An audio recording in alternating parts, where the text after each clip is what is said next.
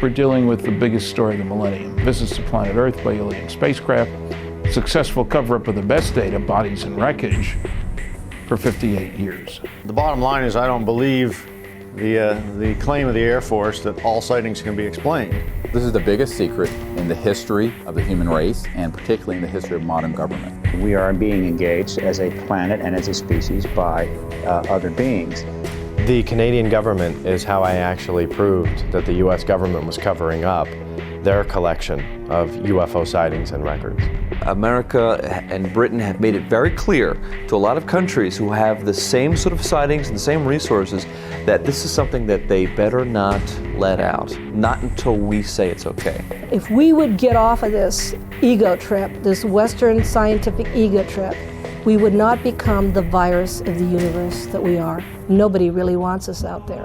The dependence on oil could be ended overnight. We're being slowly conditioned to understand that there is life outside this planet and that we probably live in a universe and a galaxy teeming with life.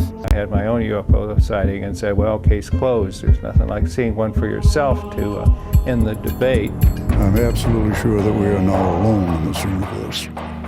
We invite you now to come with us upon a great and wondrous journey, an adventure perhaps into your very own past, present and future. See and hear the real stories, and most importantly, be introduced to the actual individuals who have volunteered to come forward to speak the truth.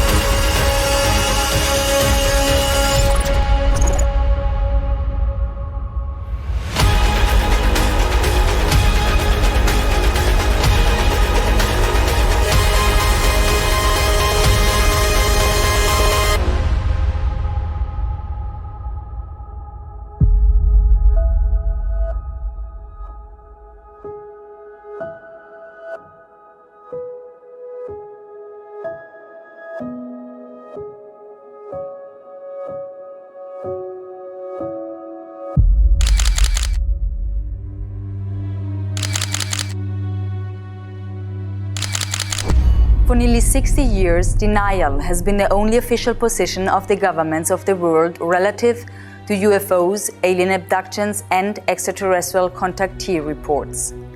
Endless debates have raged over the thousands of documented cases that have been brought forward without official recognition. Some have been monumental incidents involving hundreds or even thousands of people. Roswell, New Mexico, USA. July the 4th, 1947, a flying disc crashed. The debris and alien bodies were flown to Wright Field Air Force Base in Dayton, Ohio. Suffolk, England. Rendlesham Forest, December the 26th to 28th, 1980. A triangular-shaped object illuminated the entire forest with white light. The object had a pulsing red light on top and a bank of blue lights underneath. It left ground traces and radioactive anomalies. This was a multiple witness sighting by military personnel. Belgium. The Belgium Wave, October 1989 to 1990. Hundreds of reports of lighted objects frequently described as enormous and triangular in shape. Air Force F-16s chased many of these objects. The Belgian government cooperated with civilian UFO investigators. Arizona, USA. The Phoenix Lights, March the 13th, 1997. A huge V-shaped object hovered over Phoenix for 10 to 15 minutes, observed by tens of thousands of people. Mexico, the Mexico Flap. Hundreds of objects appearing alone and in clusters appear throughout Mexico, observed by tens of thousands of people.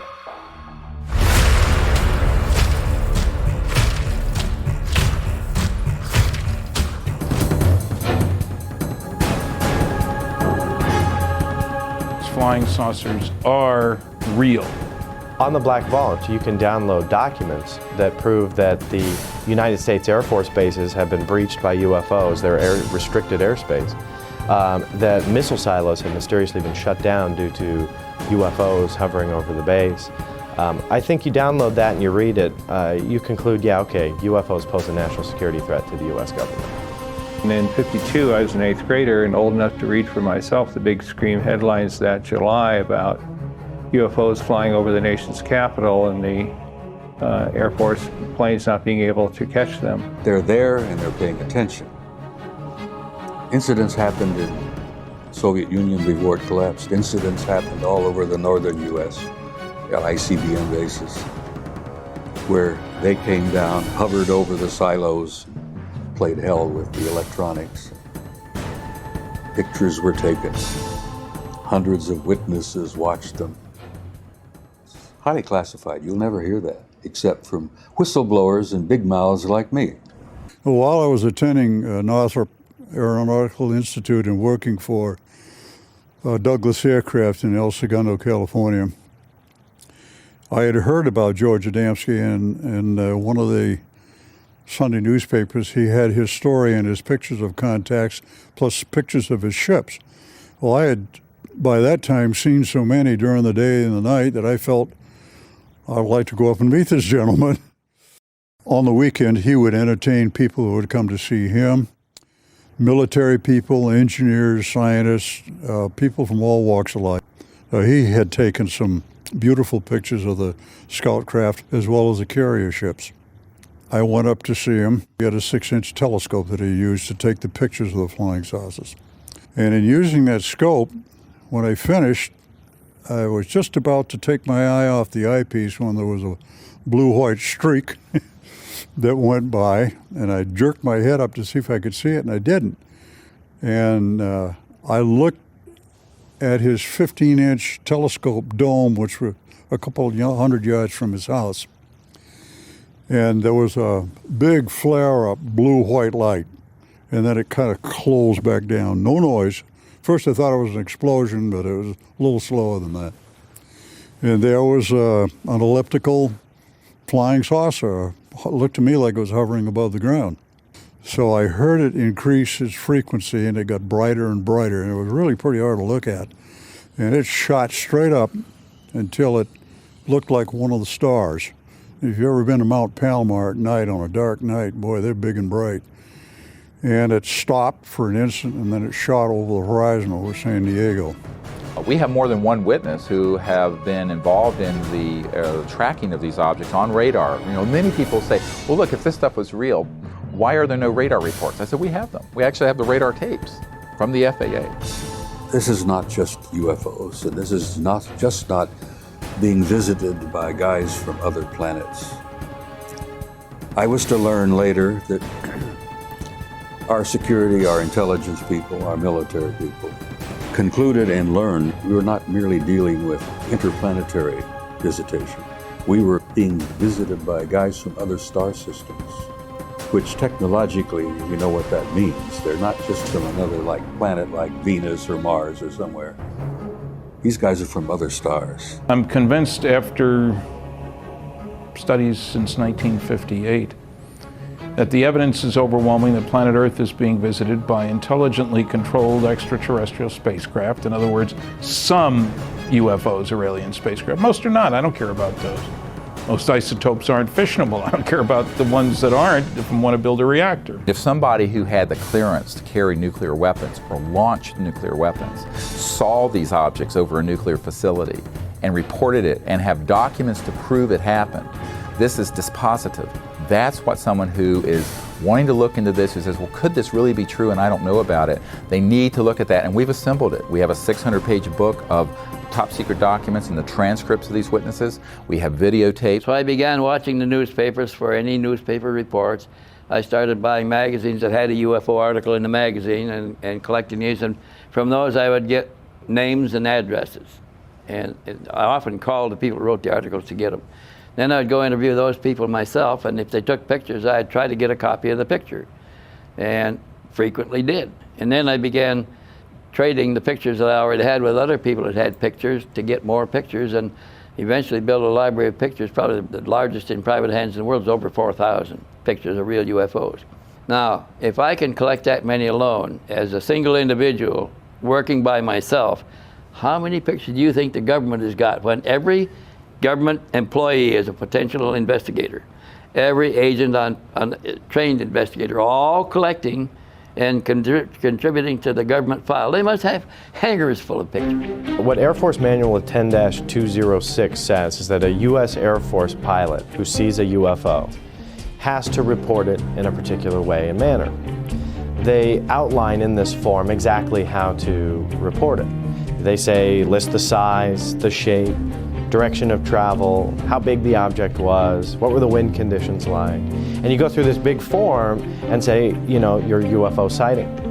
The manual then goes on to state that you have to forward this to the NORAD installation. This is that one Air Force base that claims, oh no, we haven't collected these things since 1969. The problem is this form was last updated in October of 2004. In 1977, I proposed and became director of a proposed extraterrestrial communication study done in conjunction with the Jimmy Carter White House. Jimmy Carter, of course, had a close encounter with a UFO in the company of 10 members of the Leary, Georgia Lions Club in 1969 while he was running for governor of Georgia. While he was governor of Georgia in 1973, he had filed an official UFO report. It's now on the intranet so everybody can see it. The 1976 US presidential campaign was extraordinary because it was waged between Jimmy Carter.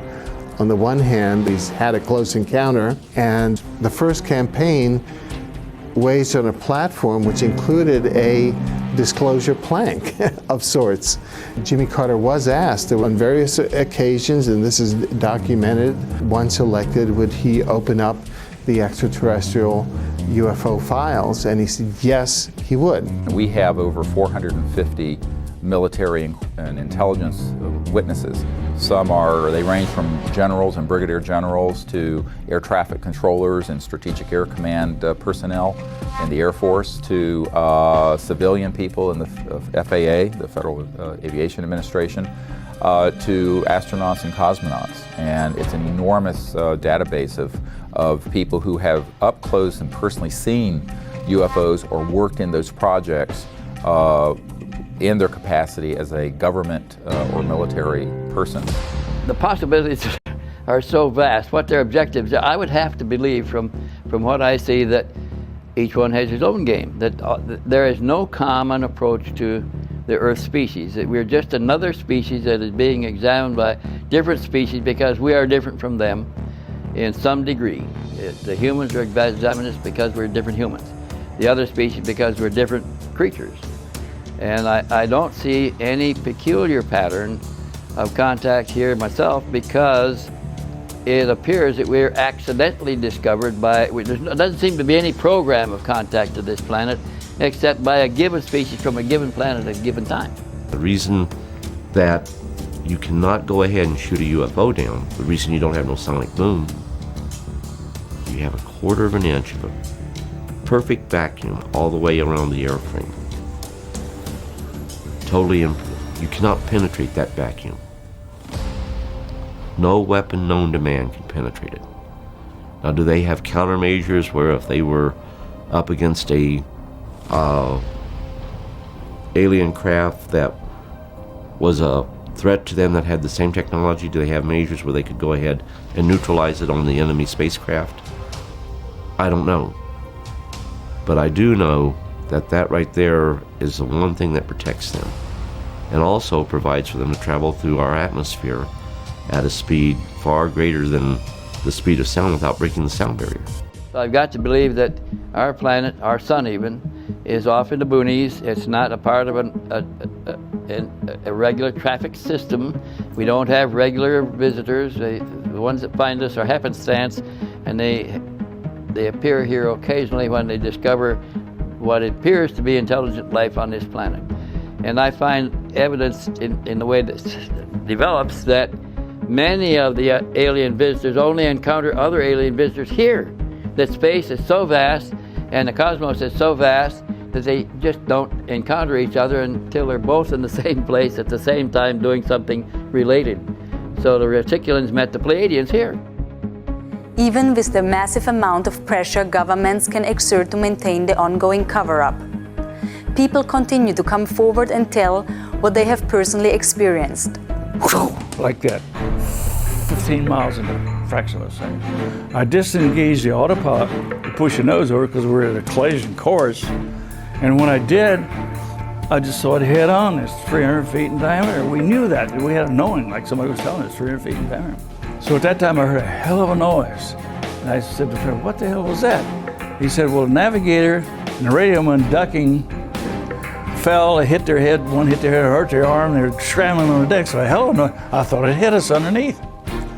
So I said, well, where in the hell did it go? And Fred said, it's right over to the right. I can see it. I couldn't see it. So it drifted forward about 5 miles from it. It never got to the altitude that we were at, a few hundred feet below.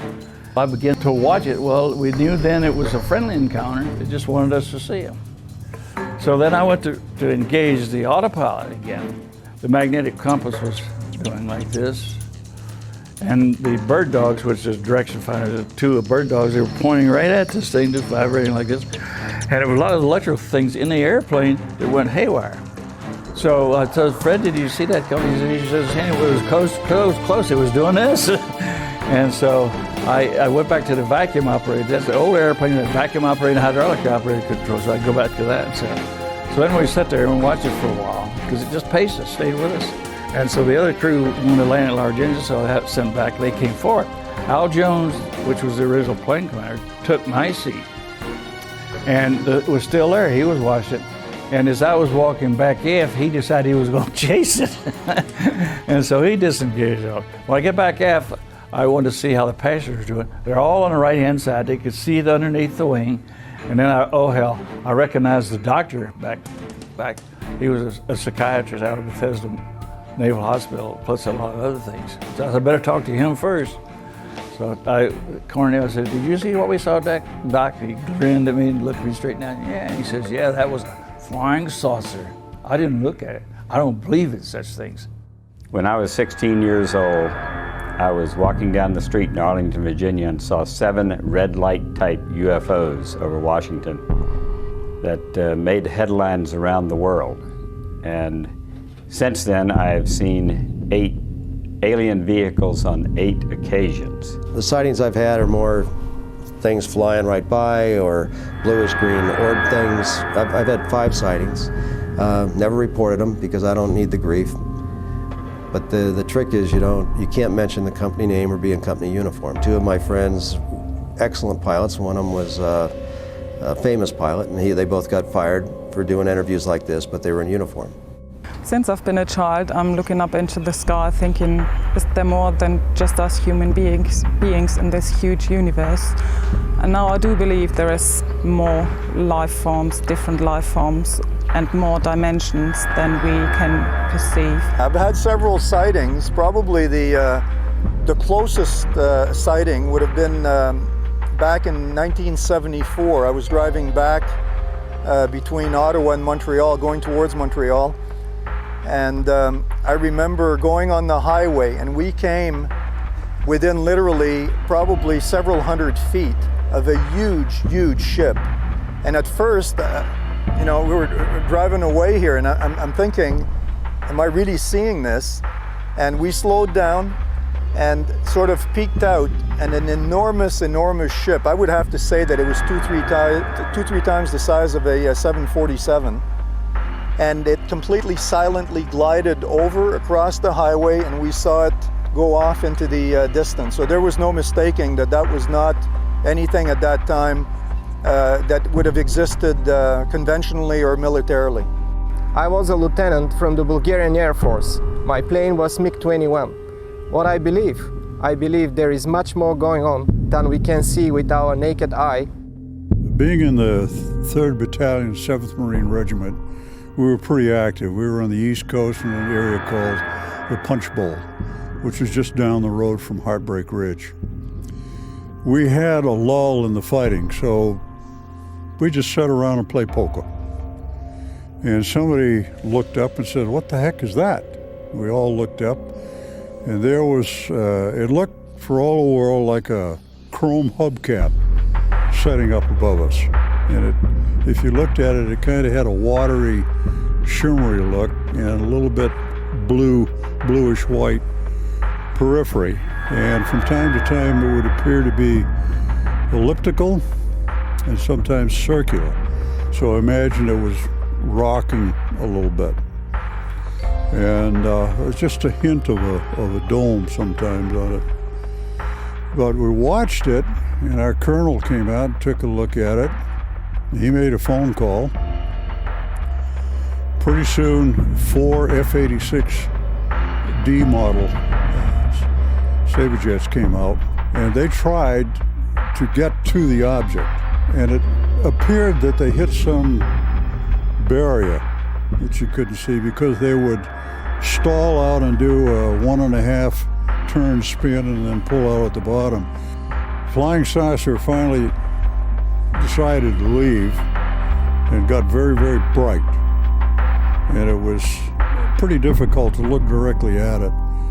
But it rose straight up and it went through the overcast. Now, when it went through the overcast, there were 3 black rings that radiated from the flange of the craft and went from the flange of the craft all the way over the horizon with no sound at all. And what it looked like was somebody dropping a pebble in a glassy pool of water, and the rings were spreading out. In January of 05, 5:24 in the evening, I was driving south on Interstate 25, south of Denver, and I see this black object coming up the road, above the road, in the sky.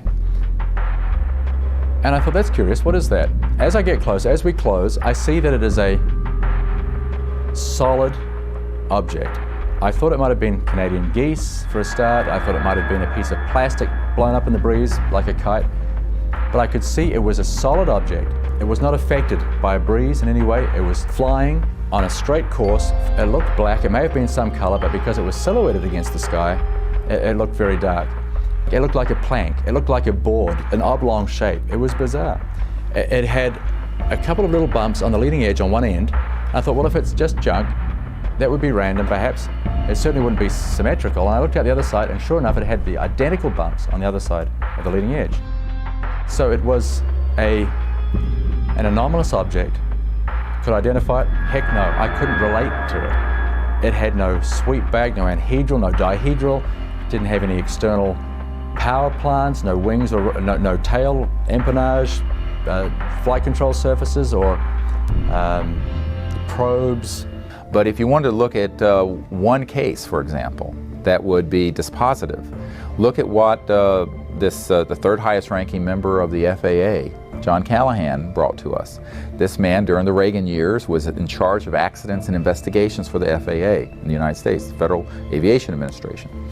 He was called into a case, which is the Japan Airlines case over Alaska, where an extraterrestrial vehicle the size of a huge ship was being tracked on military radar, civilian radar, and onboard a 747's onboard radar for a prolonged period of time.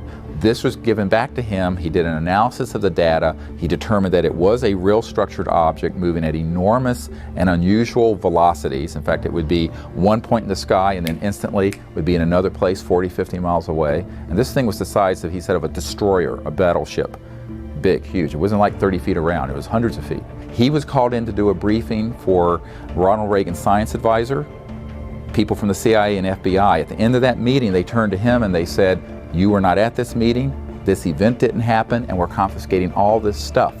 What they didn't know is that they confiscated duplicates. He kept the originals, and when he retired, he gave them to us. Question is, if you have one case like that, it proves it. But we have hundreds of cases like that. So I would say to people, look at the evidence. The evidence is there.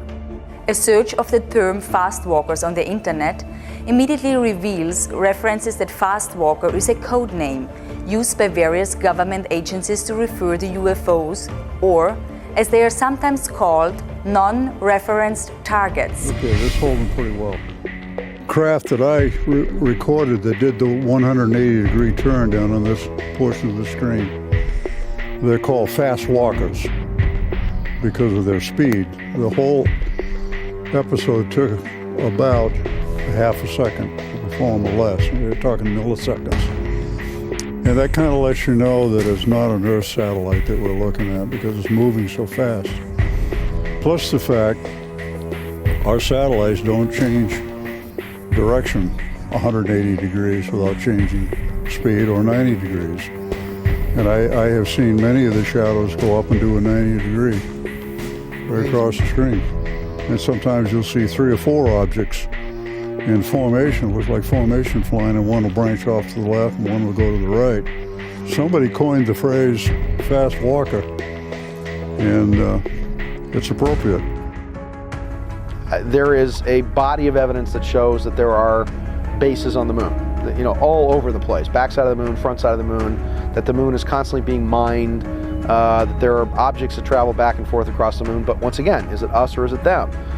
There have been records from the London Royal Observatory back through the 1700s of lights on the moon and bridges on the moon and all kinds of crazy things on the moon. In 1955, there was a bridge over a chasm that was something like 100 miles long that just appeared overnight after a series of red and green lights were seen over that particular area. Again, was it us? Did the National Security Agency really land on the moon in 1953? Is it the Germans with their technology? Are they the Fourth Reich? Are they Hitler's last battalion that will tip the scales when the final battle of East meets West occurs, as Hitler had said?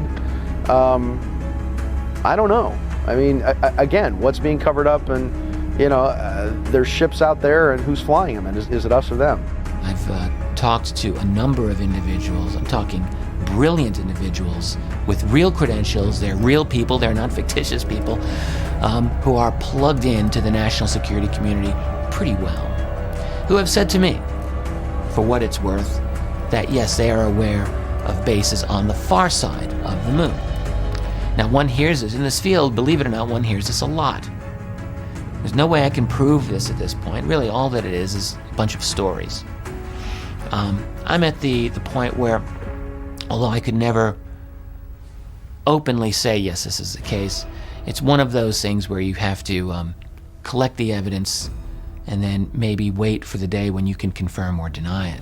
That's where I think I'm at in relation to the whole moon issue. The fast walkers are these very rapid moving electrogravitic and anti-gravity disks and craft of various shapes. The National Security Agency actually for a long time had called these ETVs, extraterrestrial vehicles. And from the military who have tracked these objects, and they've been called fast walkers because, as opposed to slow walkers, which are satellites, because they move at enormous speeds. For example, they've been tracked at going tens of thousands of miles per hour in the atmosphere and make a right-hand turn without decelerating. Well, you can't do that with a conventional system. You have to correct for gravity and mass inertia. That's what these things are doing. So these have been tracked on dedicated and classified radar systems. Occasionally, people who are on an ordinary system will pick them up. Today, the internet is literally alive with websites that are filled with detailed reports, many of which include convincing videos and pictures of unknown crafts and alien-like creatures. I live in Phoenix, Arizona. I am a sky watcher, a UFO hunter. I have a website called seeingufos.com. I had an interest in UFOs my whole life, but officially got started on April 15th of 2004 when I walked my dog in the middle of the night, looked up in the sky and saw some strange lights. I've got over 200 UFO video clips on my website. I'm more interested in the day footage. Now, the day footage is completely different because that's harder to dismiss, so I would have to say every other month it seems like I'm catching something. And I go out every day, pretty much 6 days a week, a couple hours a day. You add all those hours up and that's a lot of time just to catch one thing for 20 seconds. But that's more than most people see in a lifetime, so I think that's better than nothing. Well, I'm involved in the political resolution of what we now call, I prefer to call the truth embargo that the government imposed on the facts regarding an extraterrestrial presence. That presence has been established, I think, many times over by the citizen science research that's been going on since the 40s. The government did studies, but they were primarily for show. And the issue from a government standpoint has been managed very intensely since 47 at minimum. Managed in the sense that the government was going to deal with it, but deal with it within the national security structure and never acknowledge that there's anything to this. But in fact there is. I mean, we are being engaged as a planet and as a species by other beings, possibly multiple species. This has just been proven beyond any doubt at all. Anyone who reads the research who isn't compromised by being either an idiot or in the employ of the government management of the issue can only arrive at one conclusion. The evidence is overwhelming. Videotape, daylight discs, nighttime discs, photographs, direct pilot sightings by the thousands, millions of sightings around the world, direct testimony from direct government involvement. And of course, you've got an entire contactee body of evidence that's now in the tens of thousands of reports. Now, like never before, astounding events are transcending national and geographical boundaries, currently happening in Brazil and Mexico. Unprecedented UFO sightings are sweeping the entire area of South and Central America. Does the key to understanding UFOs and aliens and their relationship with each of us lay in being able to simply perceive what is in a higher spectrum, like seeing the infrared range or other dimensional frequencies? Images gathered from infrared cameras in Mexico and the special cameras used in Brazil seem to indicate that the aliens and their crafts may in fact be all around us. Jaime Maussan is one of Mexico's foremost journalists. Internationally known and respected for more than 3 decades of journalistic work, his investigations and reporting in the UFO field have made him an icon to UFO researchers worldwide. Jaime's weekly network television show, 60 Minutes, in Mexico reaches millions of people each week and regularly carries segments on the subject of UFOs. This flap has been recorded in video. It means that we have evidence to prove that something is really happening in the Mexican Republic. The video camera had become the most important instrument to really capture this new reality. Even the Mexican Army, the Air Force in Mexico, recorded UFOs. That the video was given to me, and I released that to the world. In that case, that happened on March the 5th, 2004, the soldiers were able to record something that they couldn't see with their own eyes. And that's amazing. That was the first time someone recorded something that they weren't able to see.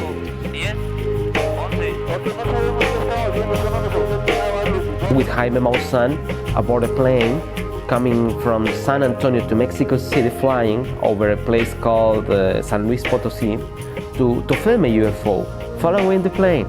It was detected by the radars and I have everything on film. So for us it's normal. Maybe because we're searching for it. Maybe because we are trying to look for this reality. Maybe they are following us. I don't know, but it happened to me that at least 50 times, maybe more. There are objects that we cannot see with our own eyes, but they are there, they are watching us. In the last months in Mexico, after thousands of videos, we have been registering some of the most spectacular videos. You can see hundreds and hundreds of objects making formations and flying together, exactly the same thing that you can see in the military video. These formations moving at the same speed, in the same direction, at the same altitude.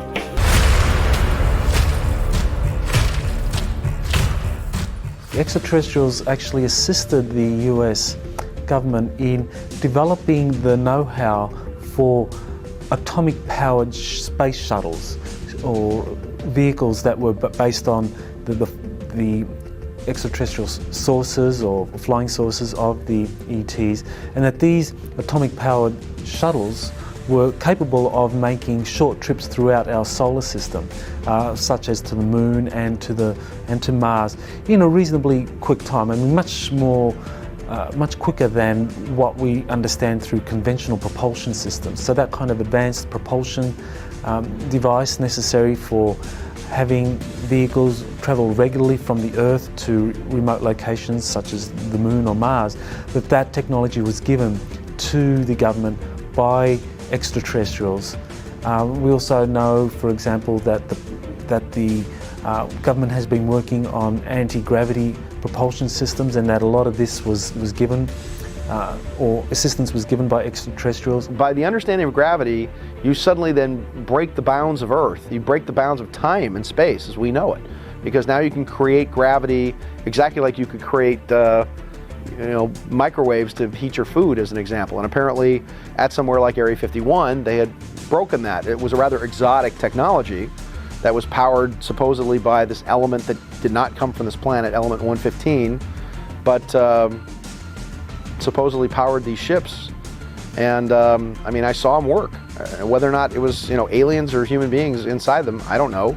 But I mean, I saw them, I got them on film, disappearing and reappearing and doing 90-degree turns. And I had one almost hit my car and land like a top and glow with a kind of a brilliant aura around the outside of it. Me and my pal got our faces burned chasing after this thing. So, but once again, who knows? It's not like they get out and say, "Hey, how you doing?" That when they were dealing with some of the challenges in terms of advanced propulsion systems that would be necessary for kind of interplanetary flight, that an extraterrestrial would actually come into the meeting room where the engineers and the scientists were congregated discussing this problem.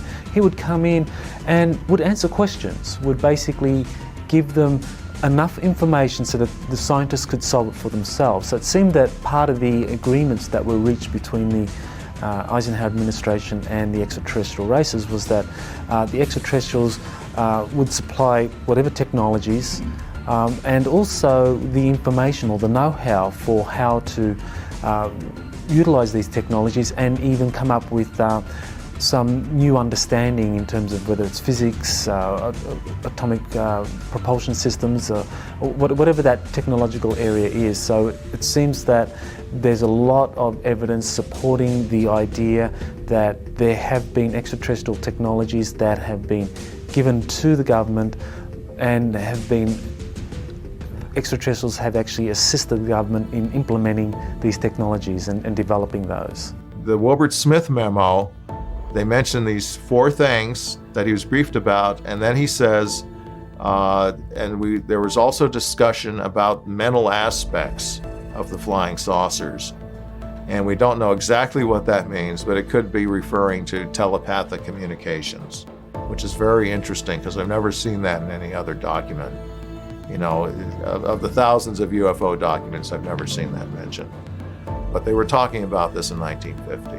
So it seems that very soon after the Second World War, the major governments realized that what was going to be very important for them to be able to advance their own kind of infrastructures that are based on extraterrestrial technologies, while maintaining a lid on all of this and ensuring that the general publics and the media and their own congressional officials don't understand what is happening, is to make sure that any technologies discovered anywhere on the planet, that those technologies are very quickly taken into the under control of the national security agencies that are responsible for these extraterrestrial technologies, and kept away from the prying eyes of the mass media and Congress.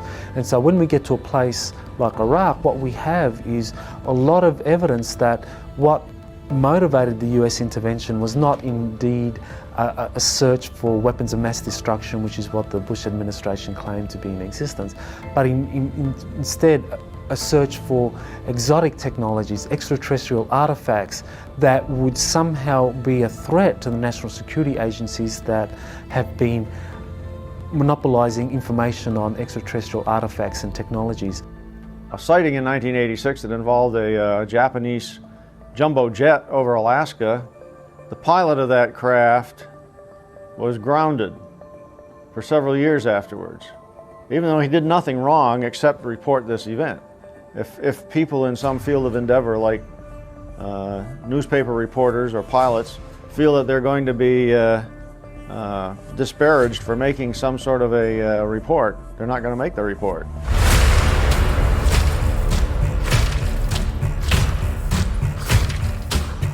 As the more one researches, the more one discovers that literally tens of thousands of very credible people of every age, occupation, and nationality are claiming that they have had personal contact with either aliens or interdimensional beings. Credible researchers now say that as many as 60 different species of intelligent, superconscious beings have been interacting with humanity for millions of years. Physically, they're humanoid. Their skin is as white as a piece of paper. Throughout much of their adult life, they're the same height that I am, 5'11", 6 feet tall. Their eyes are perhaps twice as large as ours. They're typically blue eyes with white pupils, although when they get older, especially the men, their eyes take on a pink shade.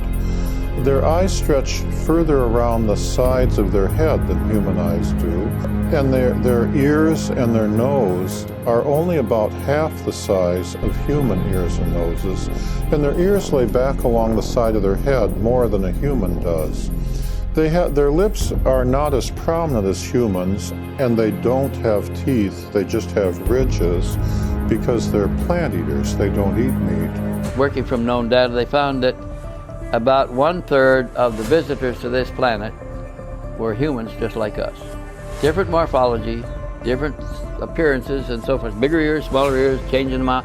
Bigger eyes, less hair, no hair at all on the body.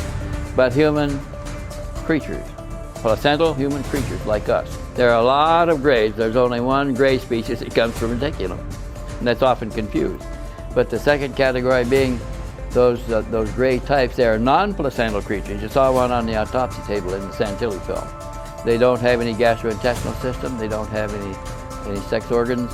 They are a different class of being altogether. We don't even know for sure whether they're animal or not. I have been face to face with visitors from other planets other than here. I had one that's very, very close. Like I say, it stays with me. That individual is called Corona, and it was made clear, always spell it with a K. I don't know what difference it makes, but I was told my name is Corona with a K. So that little entity, it's about 4.5, 5 foot tall. A lot of people tell me, well, can't you make him gray? No, I can't. He has a greenish tint to him. He has a very unique feature of his face where the skull is larger out here, then it comes into a smaller cheek.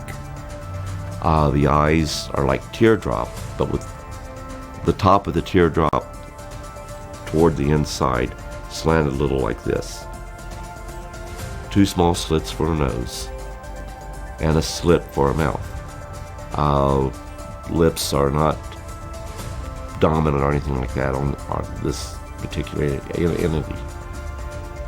But yet, you can see emotion within his face.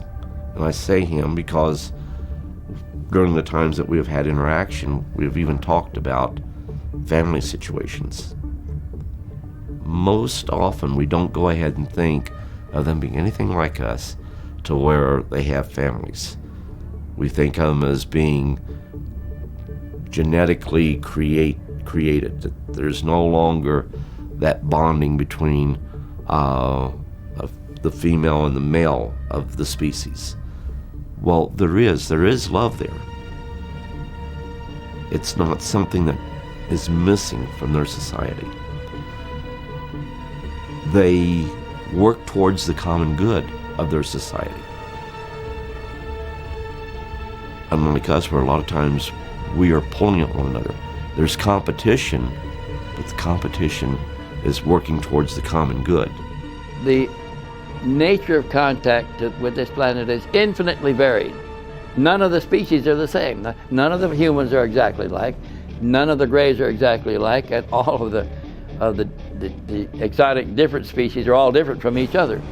So that would also tend to confirm the fact that they all come from different planets, from different sources, and they have different technologies and doing different things. Yet they're intelligent enough to produce vehicles and be traveling in space. And that ought to be interesting. How can we know for sure exactly how many extraterrestrial races are visiting us or interacting with humanity?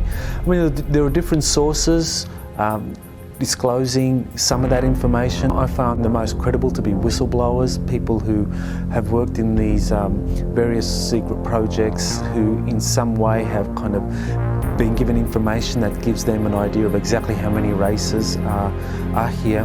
One of those sources is a sergeant who worked for 22 years in the Air Force, Clifford Stone, and he was involved in these top secret projects that involved the retrieval of crashed discs.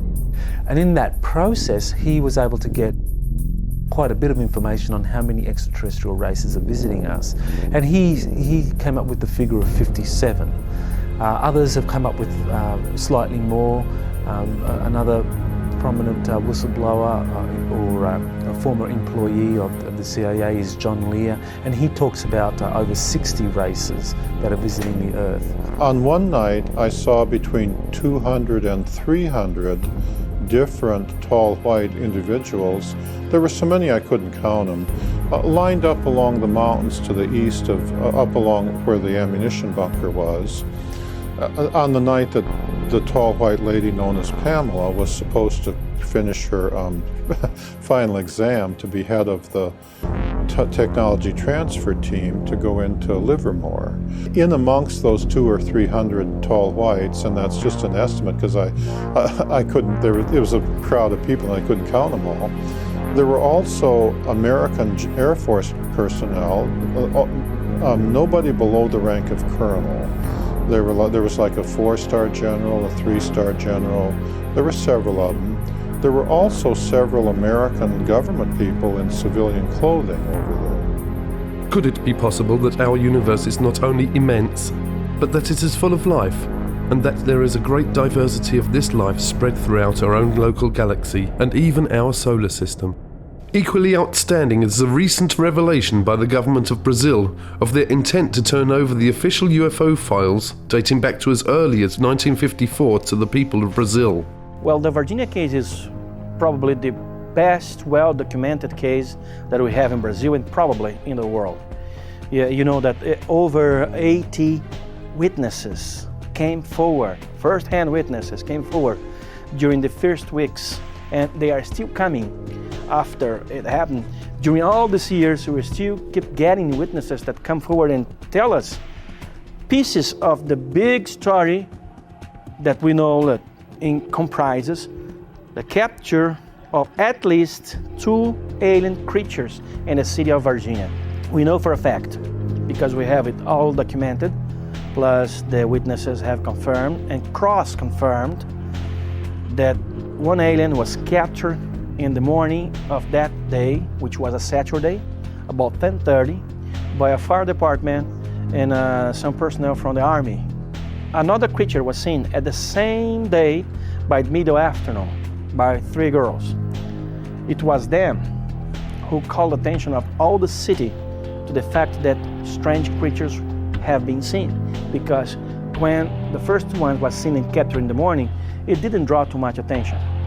But at the afternoon, when the girls saw another creature and then spread the word to everybody, we saw the devil, that's what they thought they saw. That night of the Saturday, January 20, 1996, that second creature, probably the same one saw by the girls, was also captured by a police troop, a police car, actually a military police car with 2 policemen inside. The one who was sitting in a passenger seat was Marco Elixerezi, and he was lucky enough to be the one who spotted the creature and grabbed it with his bare arms, bare hands, got back to the car, put the creature in his lap, and took to the hospital. 25 days after that, he died on February 15 of some bacteria attacks, proving that his immune deficiency system was absolutely destroyed. And Army personnel and authorities kept it all secret for lots of time until the UFO researchers started protesting along with the press, and we did so much pressure that eventually information was released about it. The exobiological aspect of the probability of life out there has actually increased over what it was in 1950. And the indication that there may be ways of traveling faster than the speed of light so that, hey, they can get here from there. Doesn't mean that they're coming in 5 minutes or they're coming every hour or every day, but you know, they might be able to traverse huge distances in a period of weeks or months or something instead of spending hundreds or thousands of years. Well, look at the UFO sightings. Maybe they provide the answer that they are here. There was talk in the war room about a study that was underway. And this study became initiated in 1961 as a result of an event that occurred early February in 1961, where a flight of unidentified objects were flying from the Soviet sector to the east over the Warsaw Pact, toward the west over the NATO lines. These objects were very high, they were very fast, they were in formation, they appeared to be circular in shape, and they were obviously under intelligent control. They came in a formation of what appeared to be almost 100 of them. And they flew in formation at a high rate of speed from the east over NATO, over the Channel, southern coast of England, where they turned, flew north and disappeared from NATO radar over the Norwegian Sea. We found out that the Soviets had gone on alert, the Warsaw Pact had gone on alert because they picked them up. All of our Air Force and radar sensory devices picked them up. NATO thought those objects belonged to the Russians. We found later that the Russians thought they belonged to us. Both forces were to find out later that they didn't belong to any of us, that they belonged to somebody else. And of course the big question is, who the hell do they belong to? Who are they? What are they? Where are they from? They demonstrated incredibly high technology. They were not jets. There were no contrails. They were circular, they were metallic, they were in formation. They moved, obviously, under intelligent control. NATO shaped Supreme Headquarters Allied Powers initiated a study in 1961, which was underway when I arrived in '63, to determine what the hell these things were. That part of the briefing for Jimmy Carter was a 15-minute color film of the Holloman Air Force Base landing. And it was very important, and it seemed to back up the fact that this guy was telling the truth, even though he denied it later, because this friend of mine had told me that he was looking for Jimmy Carter's phone number. He'd already talked to Ford, and he'd talked to Bush Sr. And they had both confirmed to him, he'd asked them about briefings, and they'd both confirmed to him that they'd seen the Holloman Air Force Base film. And the Holloman Air Force Base film is a story that Bob Amenegger, and I know Bob Amenegger very well, I've talked to him, been with him numerous times, heard the story 20 times, is a story that happened in the Nixon administration where they were green-lighted a study, and they were basically given access to everybody. Everybody talked, all the Blue Book people talked, and they were given a film and they had it in their possession. They had this film, and it purported to be a landing. There was 3 crafts had come in. The film cameras were all set up at Holloman Air Force Base. They knew these things were coming in, and the one came down, the other 2 stayed up, and it landed on the tarmac, and a bunch of high-ranking officials came. These aliens came out of the spacecraft. This is all being filmed. And then they walked down the tarmac to a building on Mars Avenue at Holloman Air Force Base, and they had a meeting or whatever they did there. And so Bob Amenegger had this film, and these 2 presidents claimed to have seen this film, and this is what this fellow was actually researching. So he asked, for example, he asked Ford, and that's the key thing is the briefing. He asked Ford, he said, well, when were you briefed? And Ford says, I'm not going to tell you, don't even go there, I'm not telling you when I was briefed. Some experts now claim that societies exist in our universe at every conceivable level of social and spiritual development. societies and civilizations that express themselves in countless manners of physical forms and spiritual ways. Have great wars and conflicts occurred within our own solar system? Does our true planetary past include rebellions and disputes that have raged throughout our heavens? In our distant past, have massive spacecrafts rained destruction down from the heavens, ravishing continents and destroying advanced civilizations? Genesis 6:1. When men began to increase in number on the earth, and daughters were born to them, the sons of God saw that the daughters of men were beautiful, and they married any of them they chose. The historical record is plain. This has been a phenomenon that's been around since our recorded history.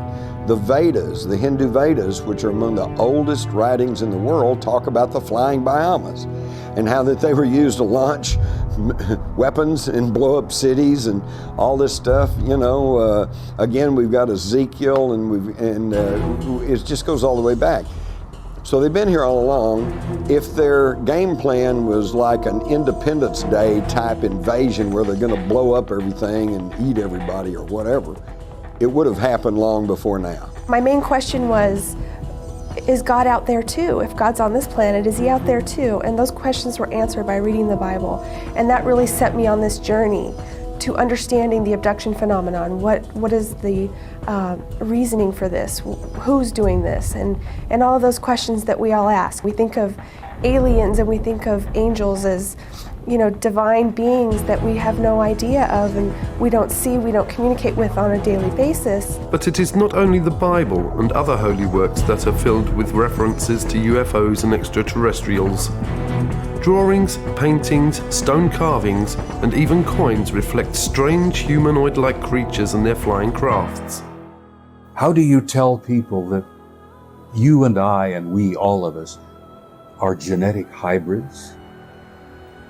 That we are not the product of evolution? Evolution is real, it exists, it happens. But human beings, there have been what many of the scholars have said, interference, intelligent interference in the development of the human genome. That the human being today, what we call Homo sapiens sapiens, the thinking ape, we are a hybrid and we have been genetically manipulated into who and what we are by advanced extraterrestrial intelligence. There are people who are not ready to hear that. Most traditional Darwinists are not ready to hear that. But there has been intelligent intervention, and we've got proof.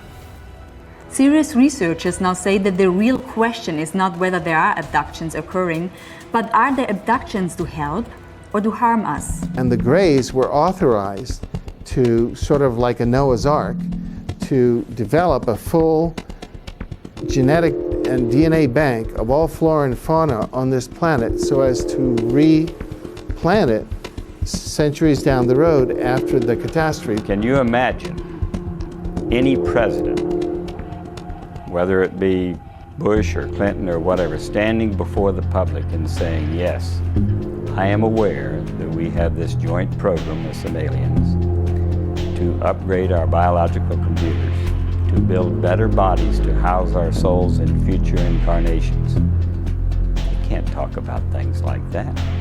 He wouldn't be able to do the job we hired him to do.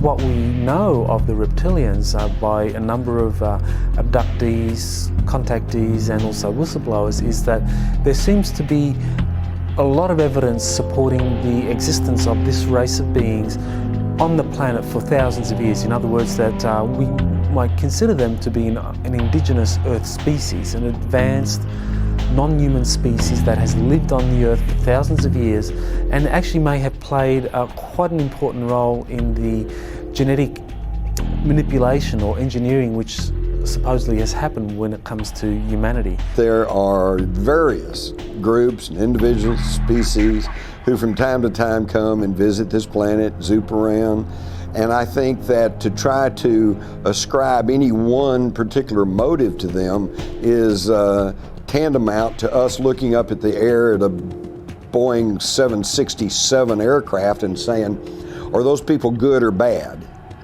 You know, you just can't ask that. It's a group of people, a group of intelligent beings. Some of them are good, some of them are not so good.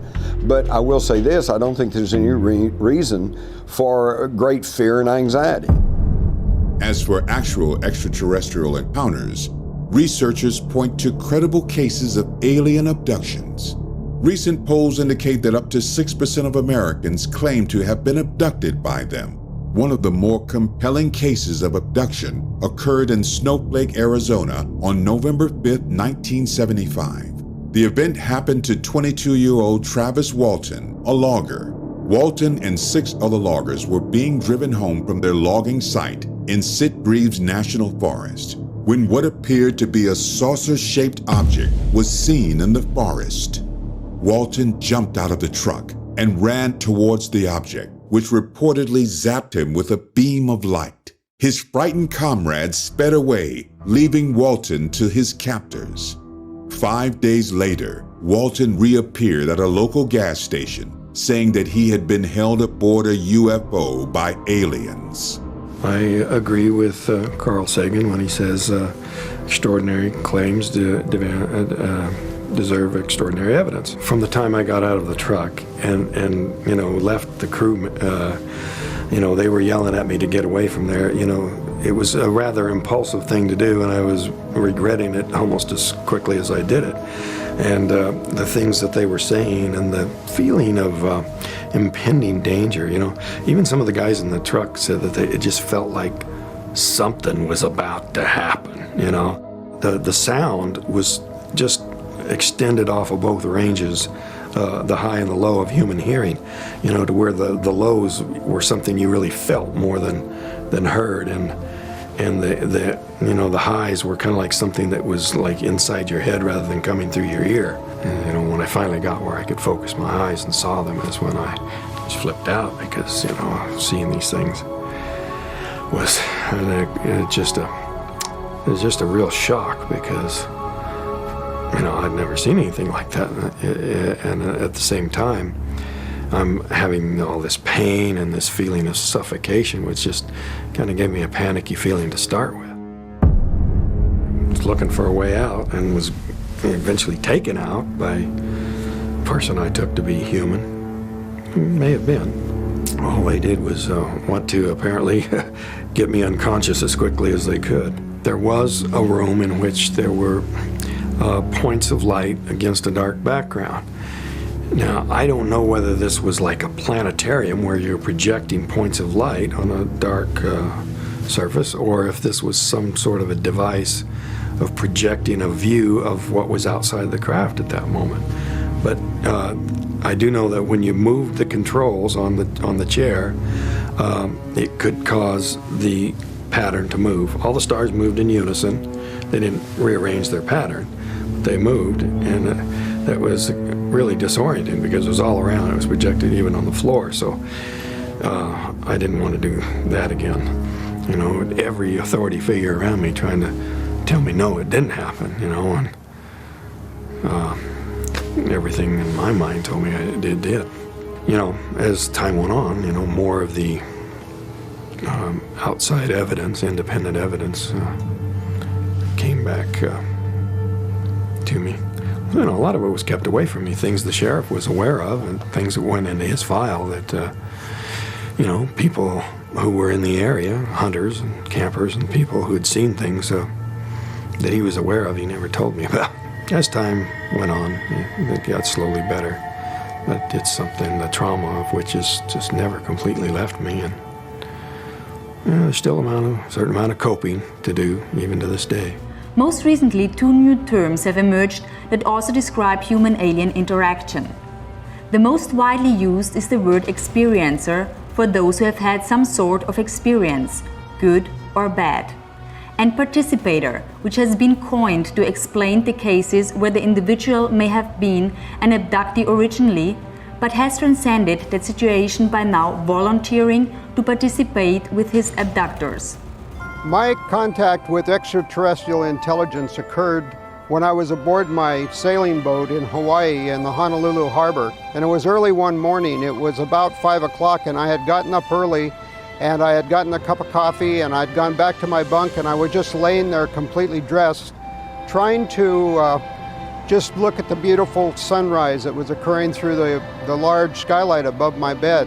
Then suddenly the most incredible energy enveloped me, and the whole room began to like glow and glisten, and a beautiful woman materialized right next to my bed. And at first I thought I was dreaming or hallucinating. And I said, "You can't be real." And she said, "Well, I am." And I said, "Well, why are you here?" And she said, "I'm here as a representative of a group of friends that want you to come to a briefing." The room was lit up completely, but my eyes were closed. I knew somehow not to open my eyes. There was something telling me, don't open your eyes because you won't like what you're going to see. Eventually, I did open my eyes because I could hear noise in the room. There was like scuffling on the floor. I opened my eyes. There were 3 small grey beings with big black eyes and big heads and very skinny, spindly limbs. They pulled me up out of the bed,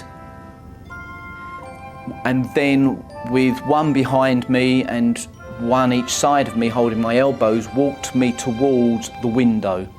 And I'm thinking, well, the windows are closed, guys, so you better open them before we go any further. So there was this rationality and irrationality going on at the same time.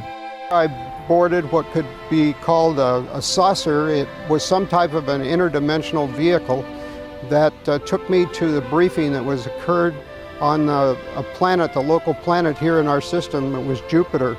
And the whole planet just radiated with the energy. And I spent time there with these incredible people or beings, and I got a glimpse of mankind's destiny or future as it was possible. And as we approached the window, I closed my eyes. And as I did, I felt this stickiness. It was a stickiness and a feeling of something being pulled very slowly across my face. It wasn't painful, it was just very, very weird. I opened my eyes because I felt cold, I felt wind on my face, and I was aware that I was now floating outside of the window, 3 stories up, looking down at the car park with a very bright light above my head. I couldn't really see what was above my head. I was just aware of this very bright light. 1 little grey on each elbow. I was aware of them, and we floated up into the craft. And people have said, "Well, then you were abducted." And I said, "No, I went very willingly." And they've also asked, how can you tell if you were to meet an extraterrestrial? And I would have to say the energy field, because when they're in your presence, they absolutely resonate at a frequency that's so much higher. And it can only be described as, dealing with them could be described as ecstasy. I had been taken in the middle of the night while I was asleep, and I was asleep through the whole thing until all of a sudden I felt some pressure going up my nose. And it startled me so much that I opened my eyes. And when I opened my eyes, I saw this large-headed being with gray skin, large black eyes, and small other features that was looking down at me. And he had long fingers that he was using to hold this instrument that he was using to shove up my nose. I feel knowledge is power. And someday, maybe next week, maybe tomorrow, maybe 5 years from now, we're going to get all of the proof we need that somebody exists. Hey, an ET might show up and I might actually get an interview. The point is that the more we know about this subject, then less legend can take over. If you see a craft hanging near you, don't get out of the car, don't stop the car, don't see what's happening. If you see one coming towards you, you don't have to be an abductee if you don't want to be. They go away, evidently. We have tens and tens of people telling us, said, I don't want to do that anymore, and they let them go. what we call abductions, or certain categories of abductions, took place as a result of an authorized genetic upgrade of the human race, trying to get us out of our warlike ways and ecologically ecocidal ways. The indigenous reptilians seem to have a very strong interest in the biosphere of Earth being stable, that it's not jeopardized unduly, and some who have kind of analyzed what the reptilians have been doing or had some kind of interaction believe that this is because the reptilians view humanity as a resource, and they don't want that resource to damage itself or damage the biosphere. They had about 18 scientists that all had been working on the project, various stages of the project, gathered around a big oval table in the Los Alamos headquarters with Edward Teller, the head of the Atomic Energy Commission, sitting at the head of the table. One of the aliens on the opposite side of the table from my engineering friend put in a white shirt and slacks so he would look less alien, but he still had his alien bigger head, bigger eyes, black eyes. And he was sitting in the conference, and the only people that he could understand everybody else because he was telepathic. And the only way he could communicate, though, was with the signs that he had developed with my engineer friend to answer the question. But here's a man, an alien from another planet, sitting in a conference in 1968 in Los Alamos headquarters on the progress of learning how to bridge the gap between the alien technology and ours. They were going to suggest to the American generals additional technology exchange projects, and I think they were using me as the test guinea pig to take me on board the scout craft, and then they could test my reaction to what I was impressed with and what I wasn't with. My life changed, and I was never ever quite the same. So the study itself was not as complete as it could have been. They concluded what they wanted to conclude. One, there was not a threat involved. Two, they weren't the Soviets. Three, the evidence was overwhelming. They were extraterrestrial. Four, there were 4 groups involved. 4 different groups. And they were all humanoid, but they were not human. Only one of the 4 was what we considered to be human. One group out of the 4 looked so much like us. I mean, almost identical to us. They could have put on these guys could have put on a suit and tie. And for the females, because we encountered some of them as well, they could have put on a dress, suit and tie, coat, jacket, sit down with you, next to you in a restaurant, sit next to you in a theater. You'd never know. Sono persone come noi, che hanno un corpo come noi. That have a body like ours. In questi UFO, And these extraterrestrial che io prendo poi quando parlo, vehicles, lo prendo in senso largo, cioè anche delle persone che o sono dentro he says, I'm using this in a large sense. Or the people are inside the craft. ma questo è molto molto difficile pensarlo, oppure comandano, ma sono distanze enormi. Se si fanno vedere da noi, mica c'è un pianeta che è a 1000 chilometri da noi, se no a 1000 chilometri ci sarebbero già arrivati. But they make themselves seen and known to people on Earth. Quindi è molto ragionevole che siano dentro. So it's probably logical that they're inside a craft instead of coming from somewhere else without a craft. E quindi sono persone come noi, composte di una parte spirituale, che la chiamiamo anima. Gli UFO, io non ho mai parlato con un UFO, non ho avuto... He says they would have to have a soul like we ma che abbiano anche un corpo, devono averlo un corpo. They'd have to have some kind of body. E se no sarebbero angeli. Otherwise they would be angels. Cases that I was involved in, 12, 3 actually involved crash retrievals. The 3 crash retrievals had bodies with them, and some of the entities were still alive, which was necessary to treat them, which is why there's the catalog that deals with the various species. The catalog exists because rendering first aid to our visitors is quite unique and different from what we would consider first aid. We had another crash come down about 8 miles north by northwest of Kingman, Arizona, the old Kingman Air Base. And that one was successfully recovered by teams from Area 51 using Area 51 equipment. There were 4 living aliens in that. All 4 of them were evacuated to Los Alamos, where they had already prepared a habitat for such events. And when the Area 51 team got the ship back to Area 51, it was beeping the whole time it was on the ground. When they got back to Area 51, it was still beeping. They couldn't figure out how to stop the beeping. And after a week of this irritating beeping that they just couldn't seem to turn off, somebody says, well, why don't we get the occupants to come back and turn it off? So they drove the occupants back from Los Alamos in a carryall to Area 51, indicated by sign language what they wanted them to do. They acknowledged and they said they'd have to go aboard. They didn't want to let them go aboard. They thought they'd take the ship off and fly away. But they finally consented. That's the only way they're going to stop it. They sent a guard in with them, and the guard came out vomiting in just a few seconds. And the crew is in there together alone. The craft didn't start up and fly away, probably couldn't anyway. They turned the sound off and came back to the door. The carryall backed up and they loaded them, took them back to Los Alamos. First aid, the way we give first aid, could actually cause their death. So we had to know how to administer specifically the things that was needed to preserve their life, if at all possible.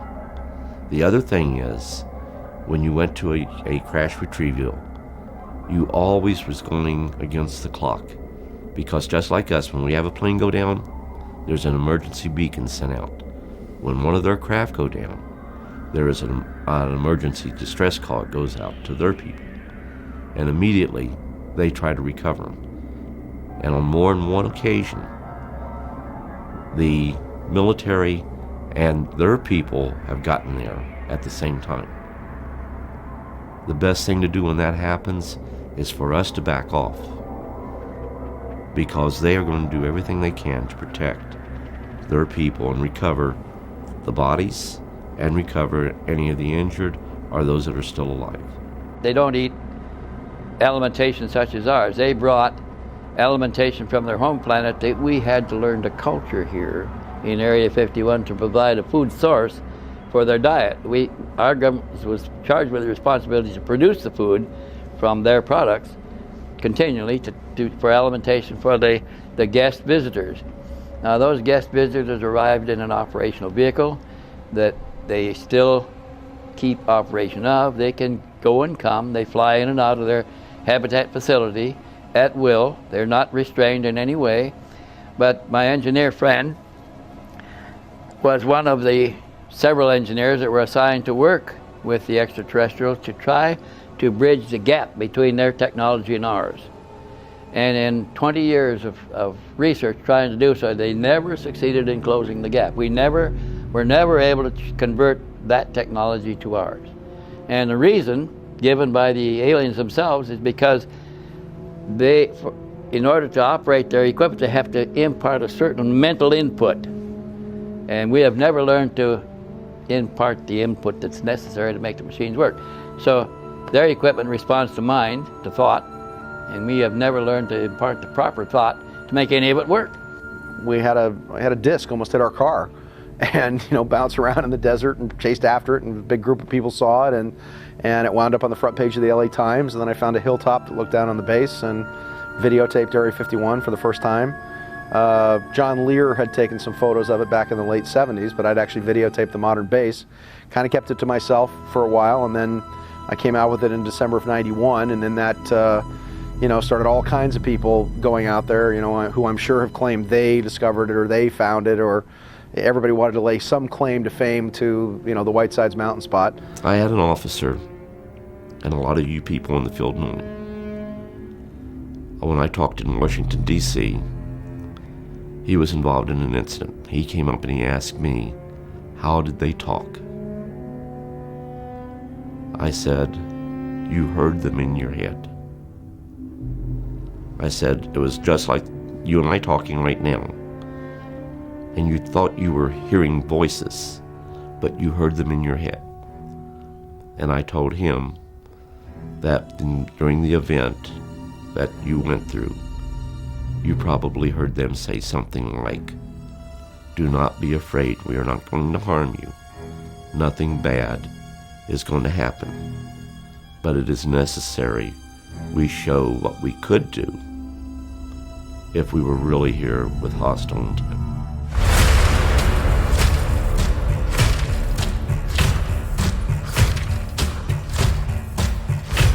How can countries, one of which actually borders with the United States, be having UFO visitations by the hundreds when other major nations of our world insist that they are not? And even more importantly, how can these countries' governmental policies, both official and otherwise, be that they never have had UFO or alien contact?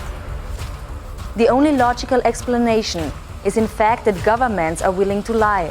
For the past 9 years, I've been researching into the United States government files on what they have on the UFO phenomenon and all sorts of different conspiracies. And I've reached 183,000 pages of government documents on the internet. There is a political block, what I call a truth embargo, instituted by the government, that they are not ready to formally acknowledge this, quote, presence. Anything that involved absolute proof, like hardware and bodies, was siphoned off completely into another track.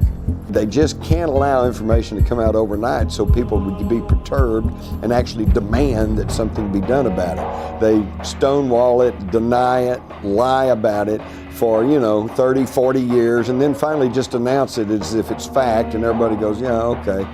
It's clear we're dealing with a cosmic Watergate, meaning some few people within major governments have known since at least July 1947, when 2 crashed flying saucers and several alien bodies were recovered in New Mexico, that indeed some UFOs are alien spacecraft.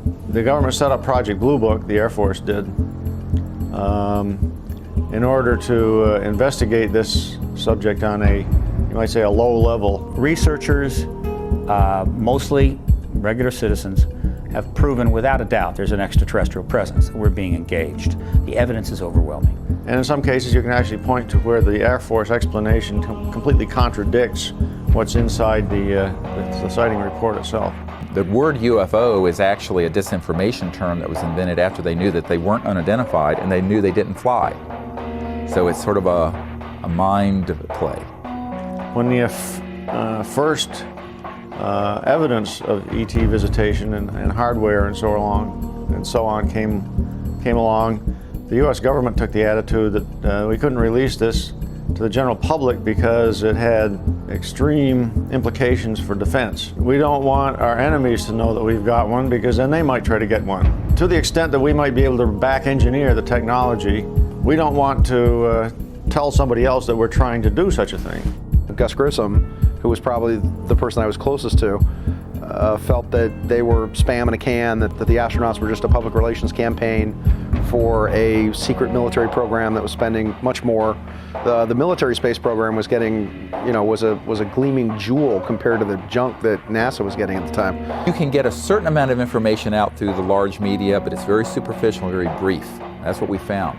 The in-depth sort of disclosure of what's really going on, who's behind it, what the agenda is, that is almost always stopped. Or if they try to do it, it gets turned into something ridiculous. I almost hate the term UFOs because they really aren't unidentified to the people that know what's going on, or the researchers too.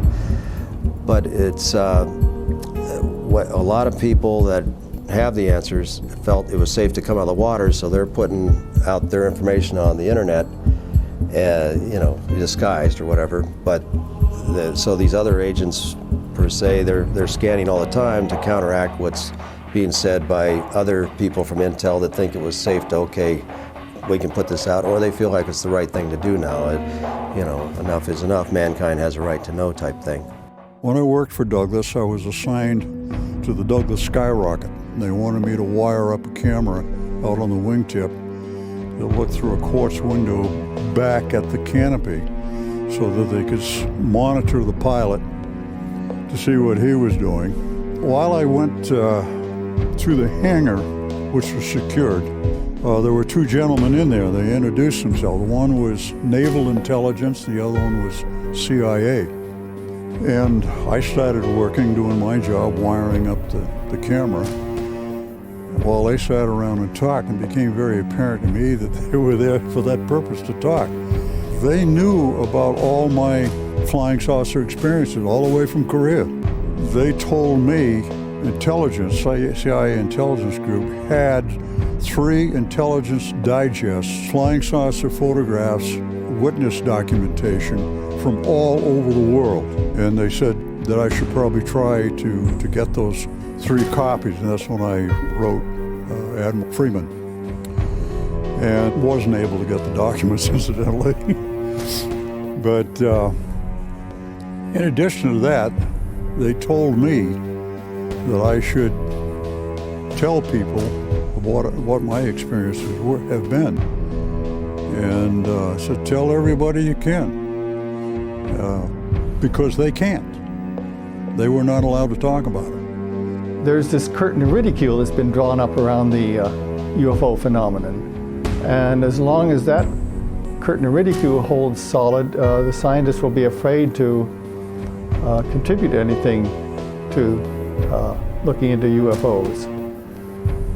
And part of that curtain of ridicule involves the fact that hardly any decent papers have gotten into the refereed scientific literature. So that curtain of ridicule may be slightly opened up now that they have a paper that they can refer to, and if they feel like writing to their own papers on UFOs. The secrecy has invaded, like a cancer, many institutions, including the media, government, corporations. I got into more and more controversial and exotic subjects. I found myself a journalist without a journal. There is definitely very tight control over the flow of information in certain topics through our corporate control mass media. They seem to take it upon themselves to be the gatekeepers of information. Part of this information that they are keeping from us is the just absolutely immense wealth of information concerning the UFO phenomena and the fact that it can be tracked and documented all the way back through history. How is this cover-up contained and maintained through international borders? And if it is, are their motivations the same? The best guess is that since America has such overwhelming economic power, the only worse thing than America being mad at you is for America to ignore you. There are so many countries, economies depend on America that I think that they take their orders from America in some ways. When it comes to the cover-up, I think that's one of them. The U.S. government is not only pressuring Brazilian government, but it's making pressure over almost all countries that are somehow aligned, politically aligned to the United States. Now, all South America, except maybe for Chile and Venezuela, who has Chavez, who's a rebel, all the rest of Latin America is very aligned to U.S. politics. So all these countries will do just exactly U.S. president tells them. It is keep this under wraps. Recent media polls show that over 100 million people in the United States alone believe that there is some form of extraterrestrial life. 45% believe that the Earth has been visited by extraterrestrial beings. Nationally known journalists continue to turn a deaf ear to the public's demands for true investigative reporting on a daily basis, accepting instead the dribble of denial from numerous government agencies as fact, while refusing to interview the legions of researchers who have made serious scientific investigation of UFOs and alien contact their life's work. So, the Roswell mystery has gone on. Now, we don't know what all the government did. We don't have any classified reports. We do know, having worked under security, I can say this. When you're faced with a situation like that, a couple of important points. You're going to get as much help as you can, as quickly as you can, from people who have appropriate clearances and appropriate competence. There's plenty of competence here in New Mexico. Los Alamos labs, one of the finest labs in the world. Sandia, on bodies and biological stuff. The Lovelace clinic outfit had government contracts to do classified work, biological work. So they had the competence. The head of the Lovelace clinic was chairman of the Aviation Biology Committee at Wright-Patterson Air Force Base. So you know who to go to, and you take action now. And so what you do later is another story. But you have to find out what's going on. I talk to people that make these giant drill bits, these huge wheels that are like 100 feet across. And the guy says, we're working 24/7 and we're shipping all these things down to Australia because they're building a gigantic underground facility in Alice Springs, which is in the center part of Australia, which many believe has been the most geologically stable over the course of millions of years. Alice Springs is called the Australian Area 51. And you know, who knows? Do these power elites simply plan on destroying the world and wiping out most of the world's population while they sit safely in their underground bunkers? Can they use the technology at Area 51 to get to bases on the moon or possibly bases on Mars, you know, that have been there for many, many years? Certainly they seem to have some sort of economic agenda that seems to be designed to turn the entire planet into a Orwellian 1984 style nightmare, sort of Eurasia, East Asia, and Oceania, where you have 3 warring countries and, you know, 3 major currencies with the euro and the Federal Reserve note and the yuan, and you know, they are months away from collapsing U.S. currency, collapsing the U.S. stock market, doing a number of nefarious things to actually break the United States of America for introduction into this one world superstate. Because cover-up implies that there has been an effort to conceal fundamentally illegal activity. And I do not believe that the suppression of the extraterrestrial reality from the American people and the world's people in the 40s, 50s, and 60s was illegal. Now, as it happens, some illegal things were done, I think, it served that fundamental goal. But that doesn't mean that the fundamental policy was illegal. And so it wasn't a cover-up, it was an embargo for national security purposes. Well, the transfer of technologies from extraterrestrial races that have reached agreements with the secret government or the national agencies responsible for this whole extraterrestrial phenomenon is really a fascinating one. We know that there were agreements reached.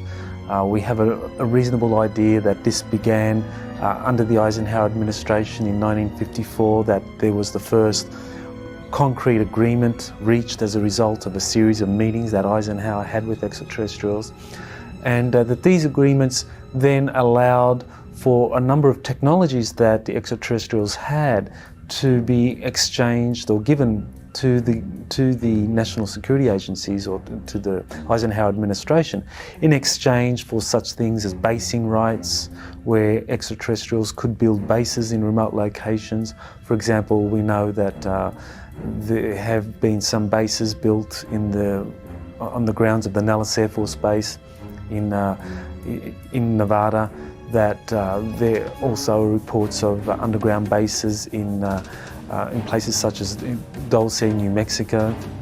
So we have reports of these kinds of underground facilities that were made possible because of the agreements reached between the Eisenhower administration and extraterrestrials. I have had meetings in town where people who are pretty well connected have told me flat out that there's an extraterrestrial presence. I've had intelligence officers tell me that. I've had scientists tell me that. Astronauts have said this, some in private, okay? And so you have this ridiculous sort of almost tabloid reality where you can go to a cocktail party and find out there's extraterrestrials engaging the planet, but you can't find it in the Congressional Record or the Washington Post. This is ridiculous.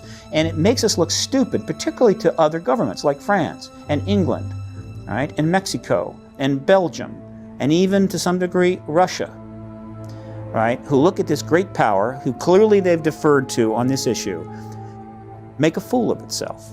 What the controllers, the disinformation controllers, want the public to believe is that it's about silly stuff like, oh, you know, an alien took me on board a spaceship and I have a baby floating in an incubator around Alpha Centauri. What I call the silly season of all this. And that disinformation is put out there through the UFO subculture, through the media, through documentary makers, through filmmakers who don't know the difference between information and disinformation. 90% of everything on this subject is disinformation, designed to do two things: either engender fear, because it's very frightening information which shuts people down, or to make it look silly and absurd so that serious scientists, policymakers, intellectuals, and academics will just dismiss it out of hand. And it's been done consistently since the 40s and 50s. Most people in government, even high officials in government, if they even know this could be true, if they make an inquiry about it, this happened to President Carter, it happened to President Clinton, it's happened to many high officials. They are basically told, we're not going to tell you. Sometimes they'll just be denied that it exists at all, but sometimes they will flat out say, we're not going to tell you. Everybody is probably guilty of not accepting this to some extent because who wants to know it's real? One press guy that we talked to many years ago said, I can't write a story on this.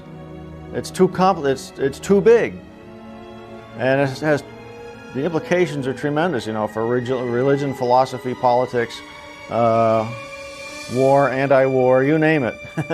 Everything's going to be impacted by saying that, well, there are creatures flying around out there, we don't know what they're doing, or maybe we do know what they're doing, and there's nothing we can do about it, whether we know what they're doing or not. So there's a self-cover-up aspect that it may be fine for them to be out there. When you bring in abductions and so on, this gets awfully close to home, and nobody really wants to think about all that stuff. Aircraft pilots initially reported sightings, and then they realized that, well, if they report a sighting, they're likely to get this big psychological evaluation and then told they're going to fly a desk for a few years. When we put all this together, that we have a pretty compelling case that the US went into Iraq not for weapons of mass destruction, but to get knowledge and technologies related to the extraterrestrials. I think one of the first things that the national security agencies did was that in 1953 they passed a joint Army-Navy air publication called JNAP 146E, which basically said that all information concerning UFOs would have to be reported to the responsible agencies, and that anyone reporting this outside of those agencies, anyone reporting information on these UFOs that were currently under investigation by an agency was subject to penalties, severe penalties, $10,000 or 10 years jail. So this was back in 1953. So you can imagine $10,000 in 1953 is quite a sum of money, as is the deterrent of 10 years in jail. And people were silenced. Those that were investigating the UFO phenomenon, investigating the government conspiracy to keep all this quiet, regularly found that when they began to question servicemen or people who had any information on UFOs, that these people would clam up, because they would say, well, because of JNAP 146, that they've got to keep quiet because they don't want to be put away for 10 years in Fort Leavenworth or kind of subjected to these funds.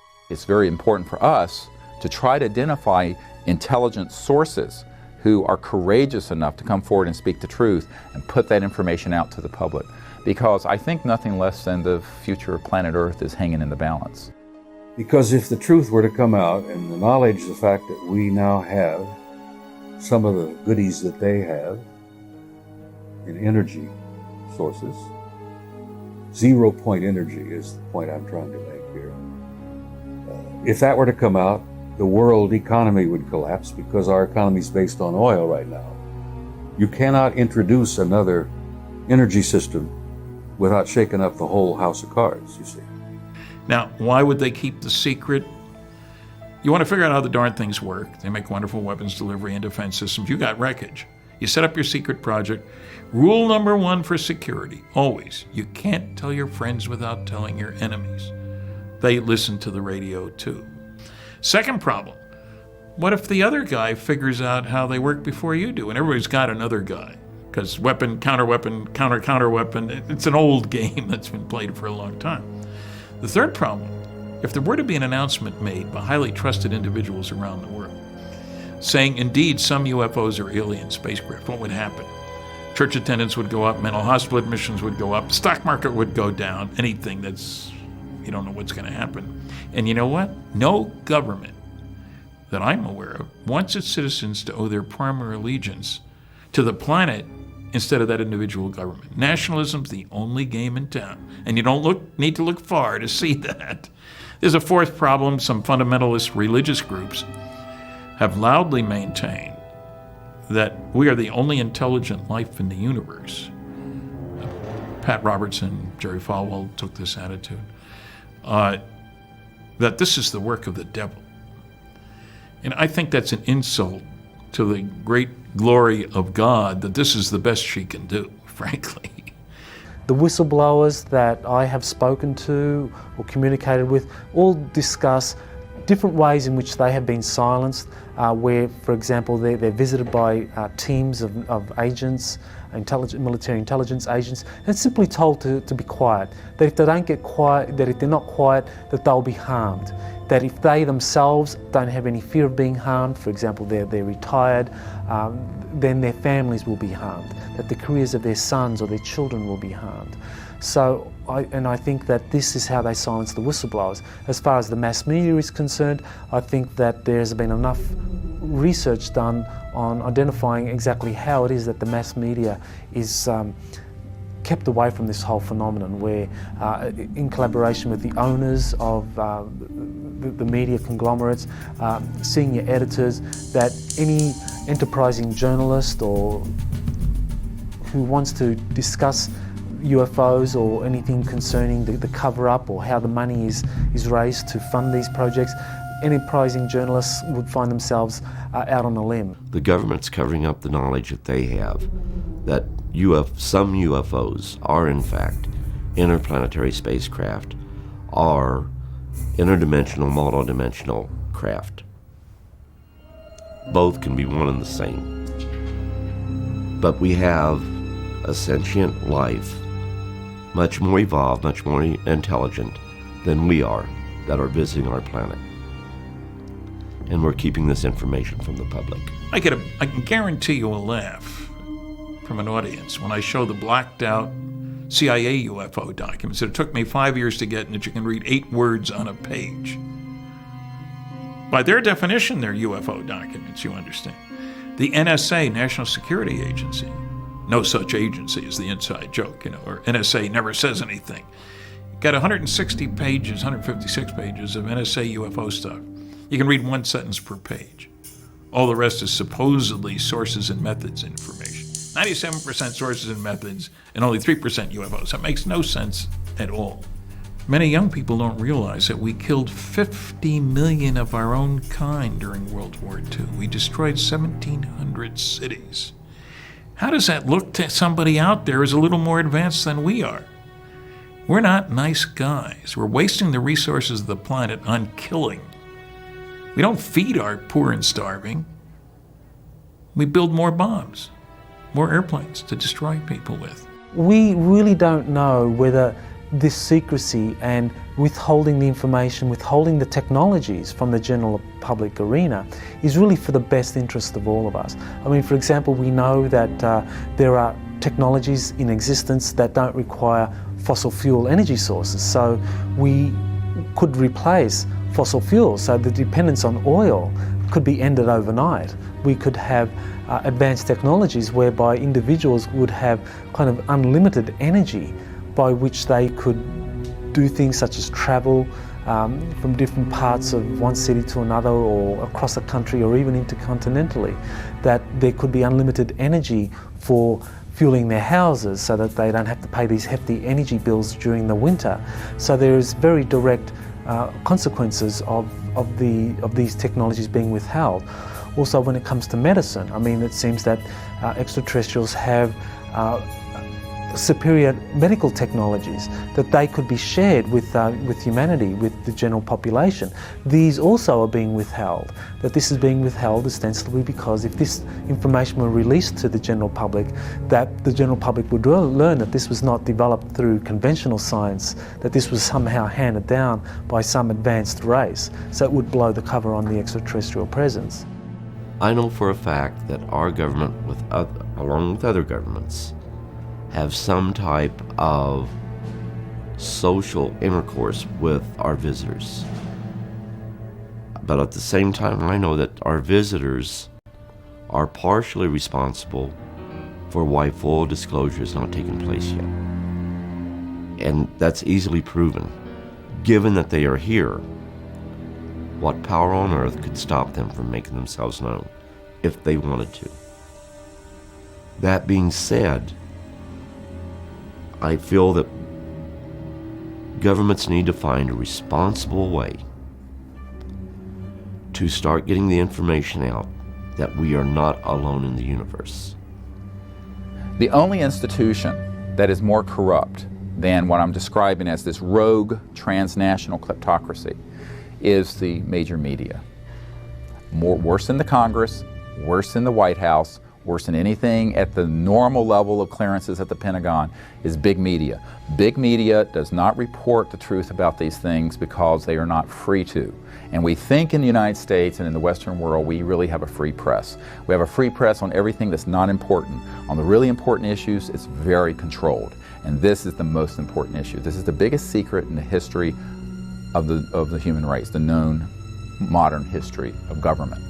And they have cooperated with keeping this secret. We found out that over 200 fatal military plane crashes had occurred, according to the New York Times, which means there were probably more that they didn't know about, between 1951 and 1956. 200. These are fatal ones. This isn't just plain old accidents. This is where pilots were killed.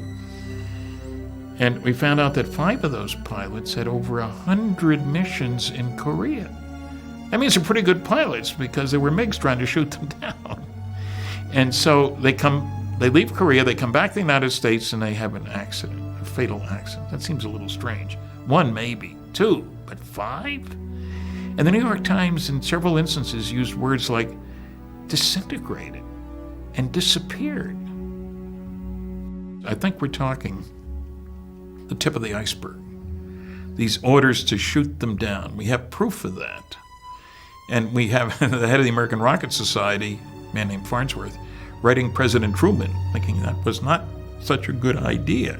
The rank and file are often very interested, but then from somewhere deeper and higher than they are, it gets killed if they try to do anything in depth. So that's what we have found. And so the in-depth information, I think we have to put out through the internet, through other documentaries and through other means. Maybe eventually there will be a media interest that is large media that will do a true expose of this. We stand ready to work with anyone who's willing to do that, and we certainly have the evidence to do it. I mean, think about the state of UFO research today, compare it to any field within academia, all right? We've done a great job as UFO researchers, considering the fact that we don't get an income for what we do. We don't have any institutional support to speak of. We're just out there on our own doing our thing. Whereas in the academic world, it's very different. You're able to devote yourself full time, you have a salary, you have grants to do research. That is what's really needed. Because this problem is so complex, it's so big, it demands the resources necessary for a lot of people to go in. I don't pretend that my word is the final word.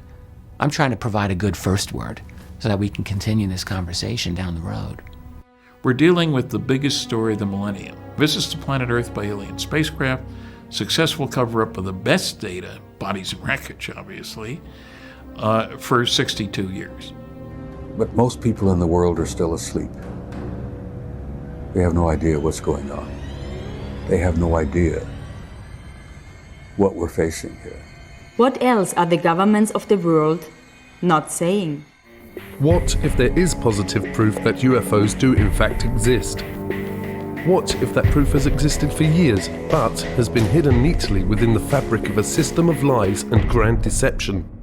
We need to be very concerned about the way in which this whole area has been managed by the national security agencies responsible. By maintaining secrecy, keeping people in the dark, it means that we really don't know whether this secrecy and withholding the information, withholding the technologies from the general public arena is really for the best interest of all of us. The problem has been since the early 50s, and I have the government documents. The United States government has instituted a policy of denial and control over the information. Nothing happening there, folks. Nothing happening there, folks. And if somebody persists in saying, but I saw it, then they're ridiculed. You've got a screw loose. Something's not right with them. This is absolutely just unconscionable in a country that pays lip service to freedom and individual liberty. Because there have been so many people whose lives have been wrecked, whose families have been wrecked because of this policy of denial and ridicule over a phenomena that has happened worldwide for centuries. Disclosure has a very defined definition. It means the formal acknowledgement by the governments of the world of the extraterrestrial presence. As fellow inhabitants of planet Earth, we live in a rapidly changing world. The advent of modern communication networks and the internet has made maintaining the UFO cover-up a difficult and demanding undertaking. Brian Vike of HBCC UFO, it's the #1 UFO website to send information to. Him and Rents and UFO Casebook are the 3 places that I always send my footage to, because they will only put verified sightings on their site. They just won't put junk up there. And I know they get over 3, 4, up to 10 million hits a month. For over half a century, the United States, Great Britain, and a host of aligned countries have been able to maintain a vast web of secrecy over what is actually happening worldwide relative to aliens, or what are generally known as EBEs, extraterrestrial biological entities. But that is rapidly changing, and disclosure, the lifting of the truth embargo, is now taking place. I'll be getting over 500,000 hits this month. But the interesting thing about that is that a couple of thousand of those hits each month are from the military. As far as sharing information on the internet, that is the best way to do it, and probably the safest way, only because I know I've sent DVDs to people and they haven't received them. And I would email them and say, look, I'm going to send you a DVD. Can you analyze it for me and let me know what you think this is? And 2 weeks later, they'll email me and say, I never got it. I'm just waiting for that day when they come knocking on my door and want to talk to me about it, but until that day, I think they know who I am. I think they know we're here. I think this is the way it's going to be done from here on out, because the military definitely doesn't want to talk about it anymore. Everything at night to them is a flare or an airplane. On the contrary, we have all this evidence that shows otherwise.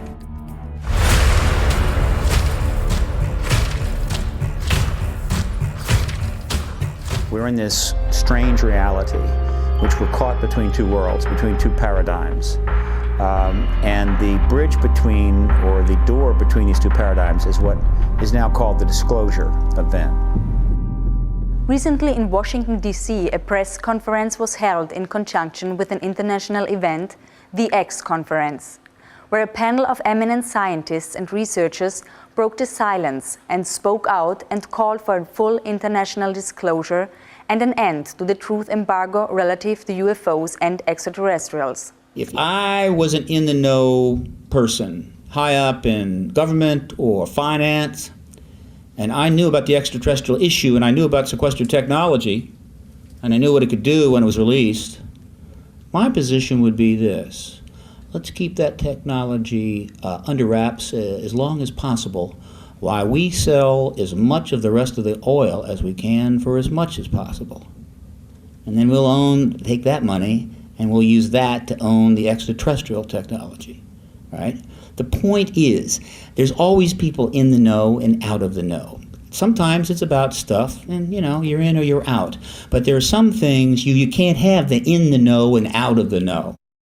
Basically, what we're calling on today is for the government of the United States to take the issue of extraterrestrial life, where it has been stuck in conflict and for the last 60 years, and take it out of the military intelligence agencies and put it into the Department of Education and the scientific departments where it belongs. Take it out of the threat scenario agencies where it is funded as a potential threat, and put it into the opportunity agencies where it is funded as a matter of education and advancement of knowledge for mutual benefit.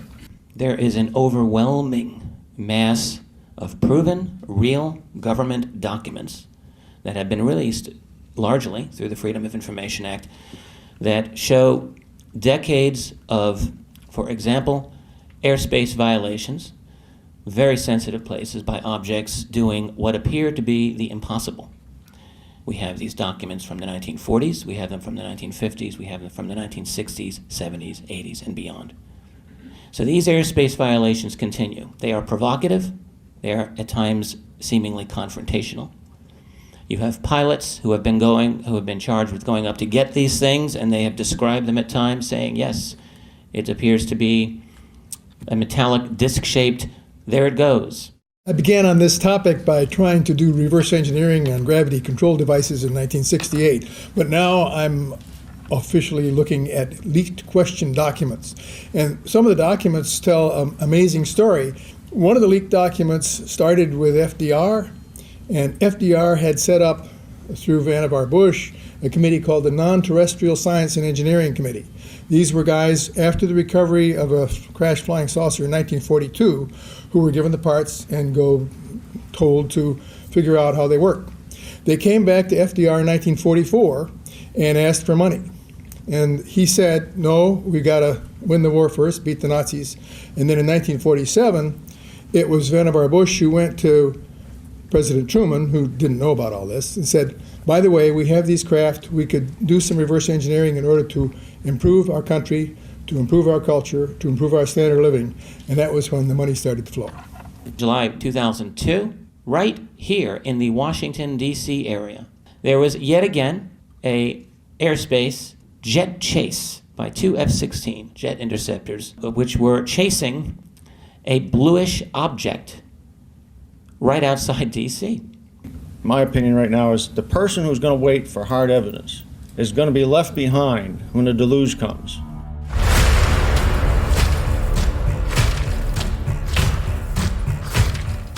Exopolitics offers a bridge out of the permanent warfare state, the permanent warfare economy, out of the permanent warfare industry, into transforming the permanent warfare industry into a cooperative, peaceful, space-age society, integrating with universal society. So I began to look outside of the kind of conventional sphere. I began to explore theories for what it is that really is driving international politics.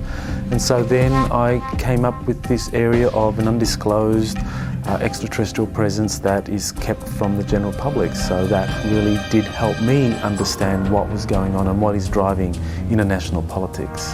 What's important is the structural blinders and the structural belief patterns and the structural paradigm. If the exopolitics model can come in and establish itself as the dominant paradigm, such that structurally within academia, the Earth is no longer flat, it is now round. Intelligent life no longer ends at the geostationary orbit. The universe is now highly populated.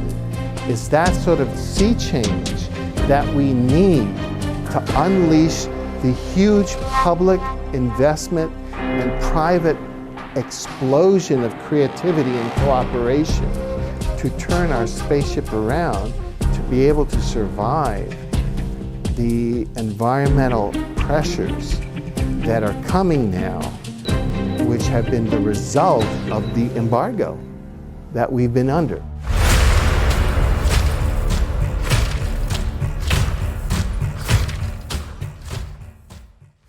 Are we, the people of Earth, on the verge of technological destruction? Has our use and testing of nuclear weapons already triggered an interdimensional countdown that is now moving us as a planet towards some kind of interstellar intervention? Even though there's clearly no evidence, I want to emphasize this, that these extraterrestrial civilizations are hostile towards us, I think they're very worried about our hostility. I always turn this on its head because most of these sort of documentaries are always like alien invasion and all this stuff. No. The issue is that, if they were hostile, we would know it by now. It's clear to me that what's going on is that they're very concerned that at the time that humanity reached the ability to go into space, early space exploration, 50s, we also had already developed weapons of mass destruction and thermonuclear and hydrogen bombs and stuff. And that the coincidence of that, the coming together of those two things, put a big red flag over Earth. And so if you look at the databases from the 50s, 60s, 70s on forward, not only in the United States, but in Great Britain, in the Soviet Union, China, that wherever we had space, aerospace, and nuclear facilities, there were a lot of these so-called UFOs being seen. these groups that are interested in us, at least seem to show some benevolence, I think would probably step in and keep us from blowing the hell out of ourselves if push come to shove. The onset of the whole UFO phenomena beginning about 1946-47, and that I don't think it's coincidence that coincided with our development of nuclear weapons. And I think that out in the universe, they were horrified. They said, oh my God, the kids have found the matches. Well, they don't want us to destroy ourselves, and they don't want us to destroy this planet, and yet they're prohibited from directly intervening in our affairs and in our evolution. So I think that we've got crop circles and animal mutilations and abductions and sightings and increasing sightings and all like that, so that it's not directly impacting on us, and yet over this conditioning period we are coming to understand that we're not the only ones in the universe.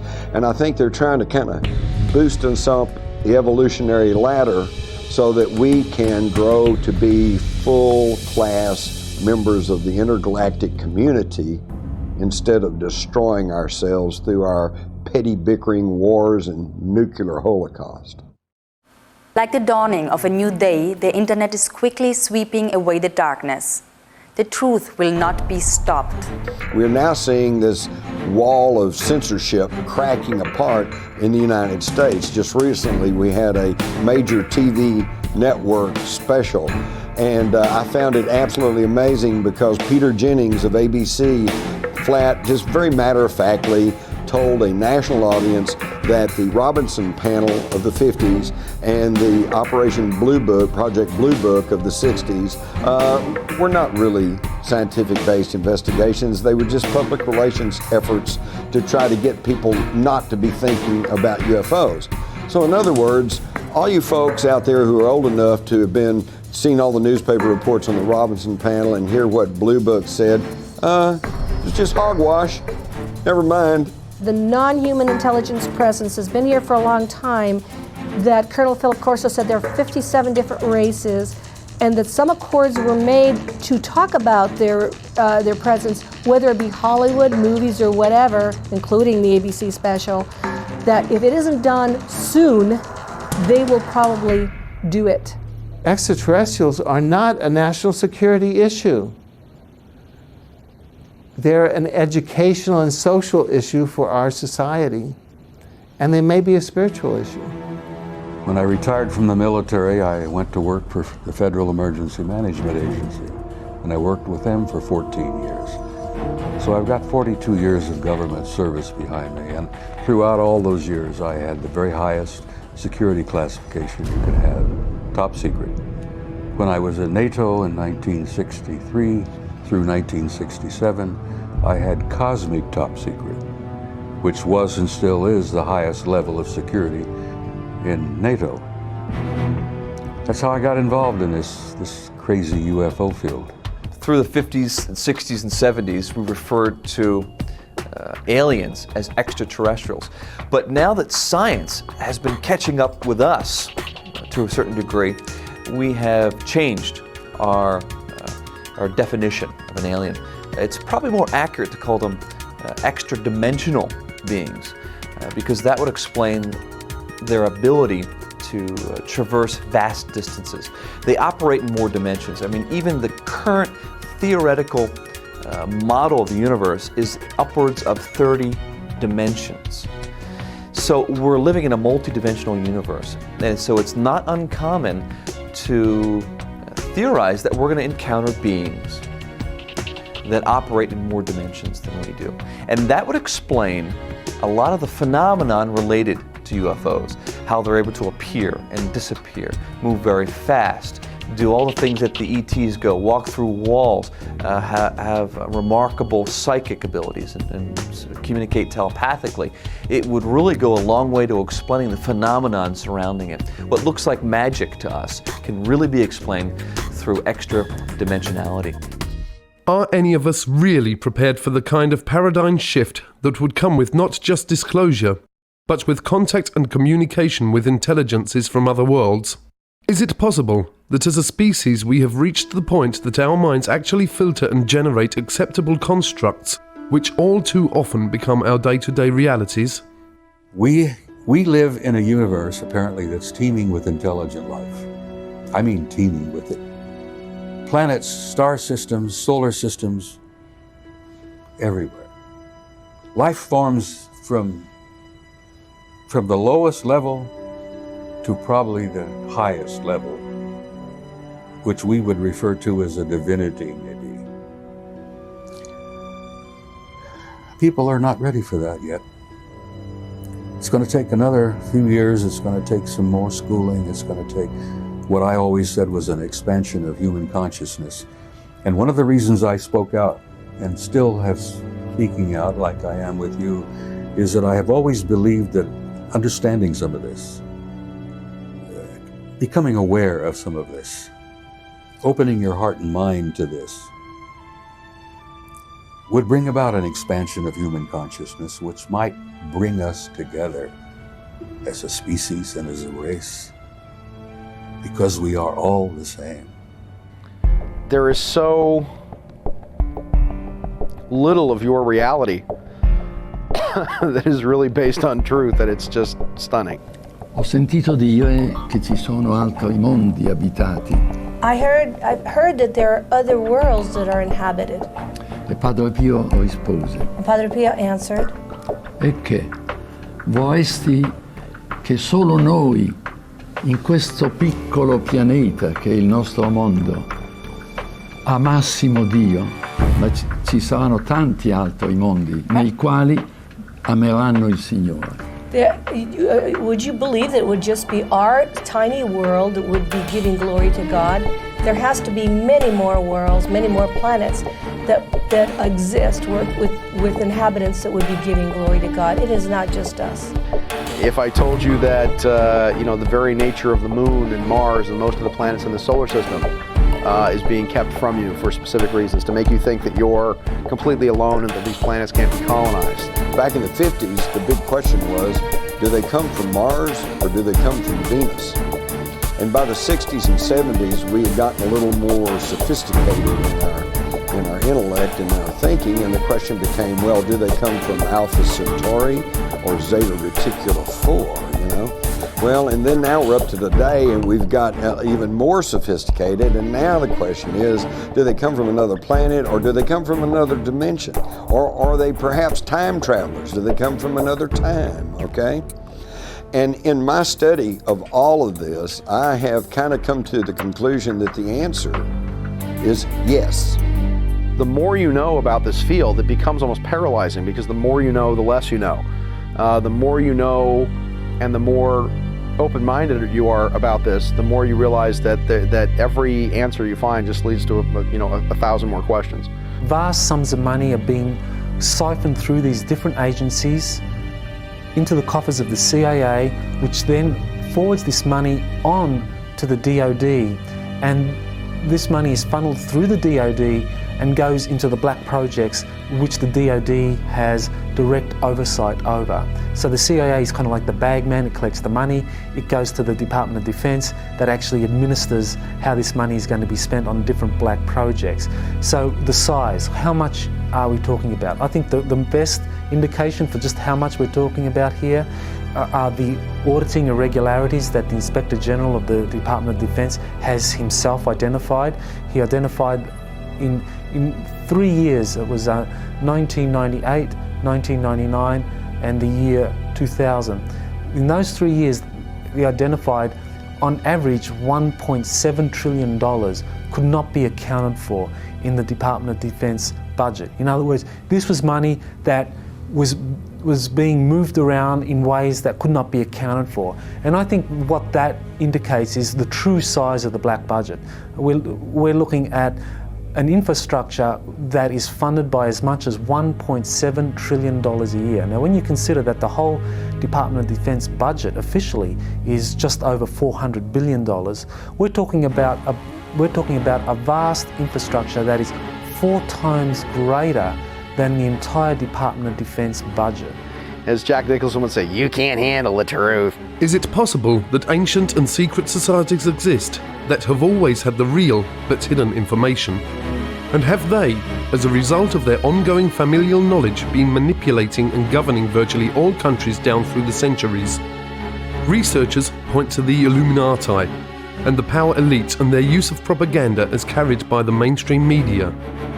Many believe that these powerful few actually control almost all information by implanting false knowledge and beliefs into our human collective reality. Essentially everything that you would want to know has been covered up. From the electrogenetic magnificence of your DNA being a spiritual antenna to the Creator, to the most amazing Pythagorean mystery school mathematics that is essentially freeing to humanity, in essence also very, very clear that everything in our world is a divine creation, and as the math is the expressive tool of the Creator for creationism. The United States government, the leader of the free world, is totally controlled by a wealthy oligarchy. A small handful of people that are just super rich.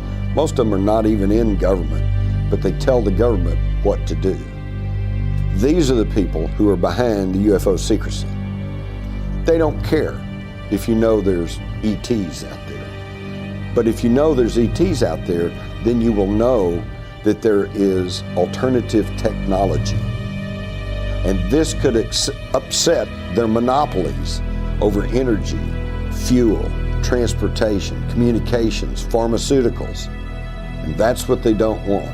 After all, who would continue to pay all these ever-increasing prices for gasoline that's polluting the air, choking us all, killing our kids? Why would we do that if we knew beyond any shadow of a doubt that there was non-polluting energy sources out there? This is what it's all about. It comes back to the old journalistic adage, follow the money. Everything has been covered up. The toxicities of the pharmaceuticals. You're not learning the truth about vaccinations. You're not learning the truth about various medications. The pharmaceutical industrialists, which I prefer to call the military, medical, petrochemical pharmaceutical cartel, essentially has control of the media, the mainstream media, and so it has control over the mass mind. And as a result of those powers that they assert, people are not given the factual information upon which to make informed decisions. They're given propaganda, and as a result, the choices that people are making are genocidal. And I say genocidal with a strict definition, meaning the mass killing of people for economic, political, and/or ideological reasons. And those pharmaceutical industrialists are intimately connected to those people who wish to control populations. They've published the literature, what their intent is, not only how best to control populations, why populations need to be controlled, but ultimately affecting the technologies that are in place to do just that. Currently, 50% reduction in general of the planet's population that has been targeted for elimination. The disclosure project is oriented towards putting together credible government documents and these witnesses so that there is an undeniable case made that this is real and not fictitious. It started really in early 1990s, and after I had briefed the President Clinton's first CIA director on this problem, it was made very clear to me that the executive branch of the U.S. government did not want to do this because, I am quoting, the President was concerned he would end up like Jack Kennedy. I'm not kidding. That was said to me by President Clinton's closest friend. Could it be that much of what we believe is illusion? Is it possible that the history of human civilization is not as we have been told? Have we as people been purposefully dumbed down? And have our governments only served to strengthen the bonds that bind us to our ignorance, not only of our past, but of our present and potential future? Officials in these agencies no longer represent the best interests of humanity, but are now representing the interests of a particular extraterrestrial race that they have been compromised by.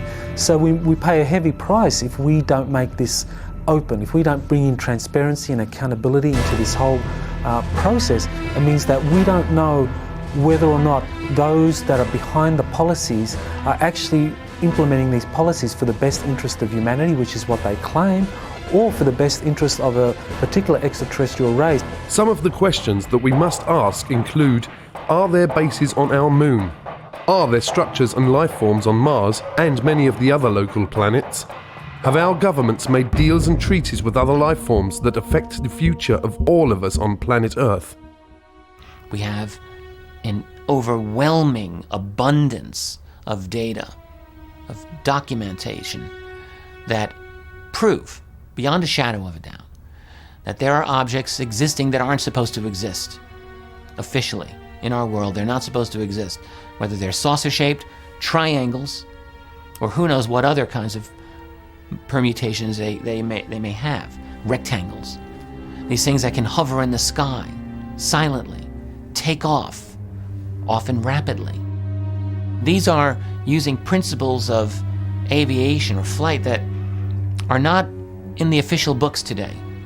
But someone has got some answers on this because they're doing something there. So that's something you can take to the bank. UFOs are real. The issue of this ET engagement is not going to go away. They haven't gone away. The researchers aren't going away, and the public's interest is simply growing. They're going to meet in larger and larger groups, including in this town. And they're going to learn more and more while you sit on your backside doing nothing. And increasingly, you're going to look irrelevant, complicit, compromised, and embarrassed. That the deliberative body of the most powerful nation in the world is clueless or refuses to deal with the issue because they're compromised, and that the political media is violating every tenet of journalism, ethical journalism, that it ascribes to by being complicit with this embargo.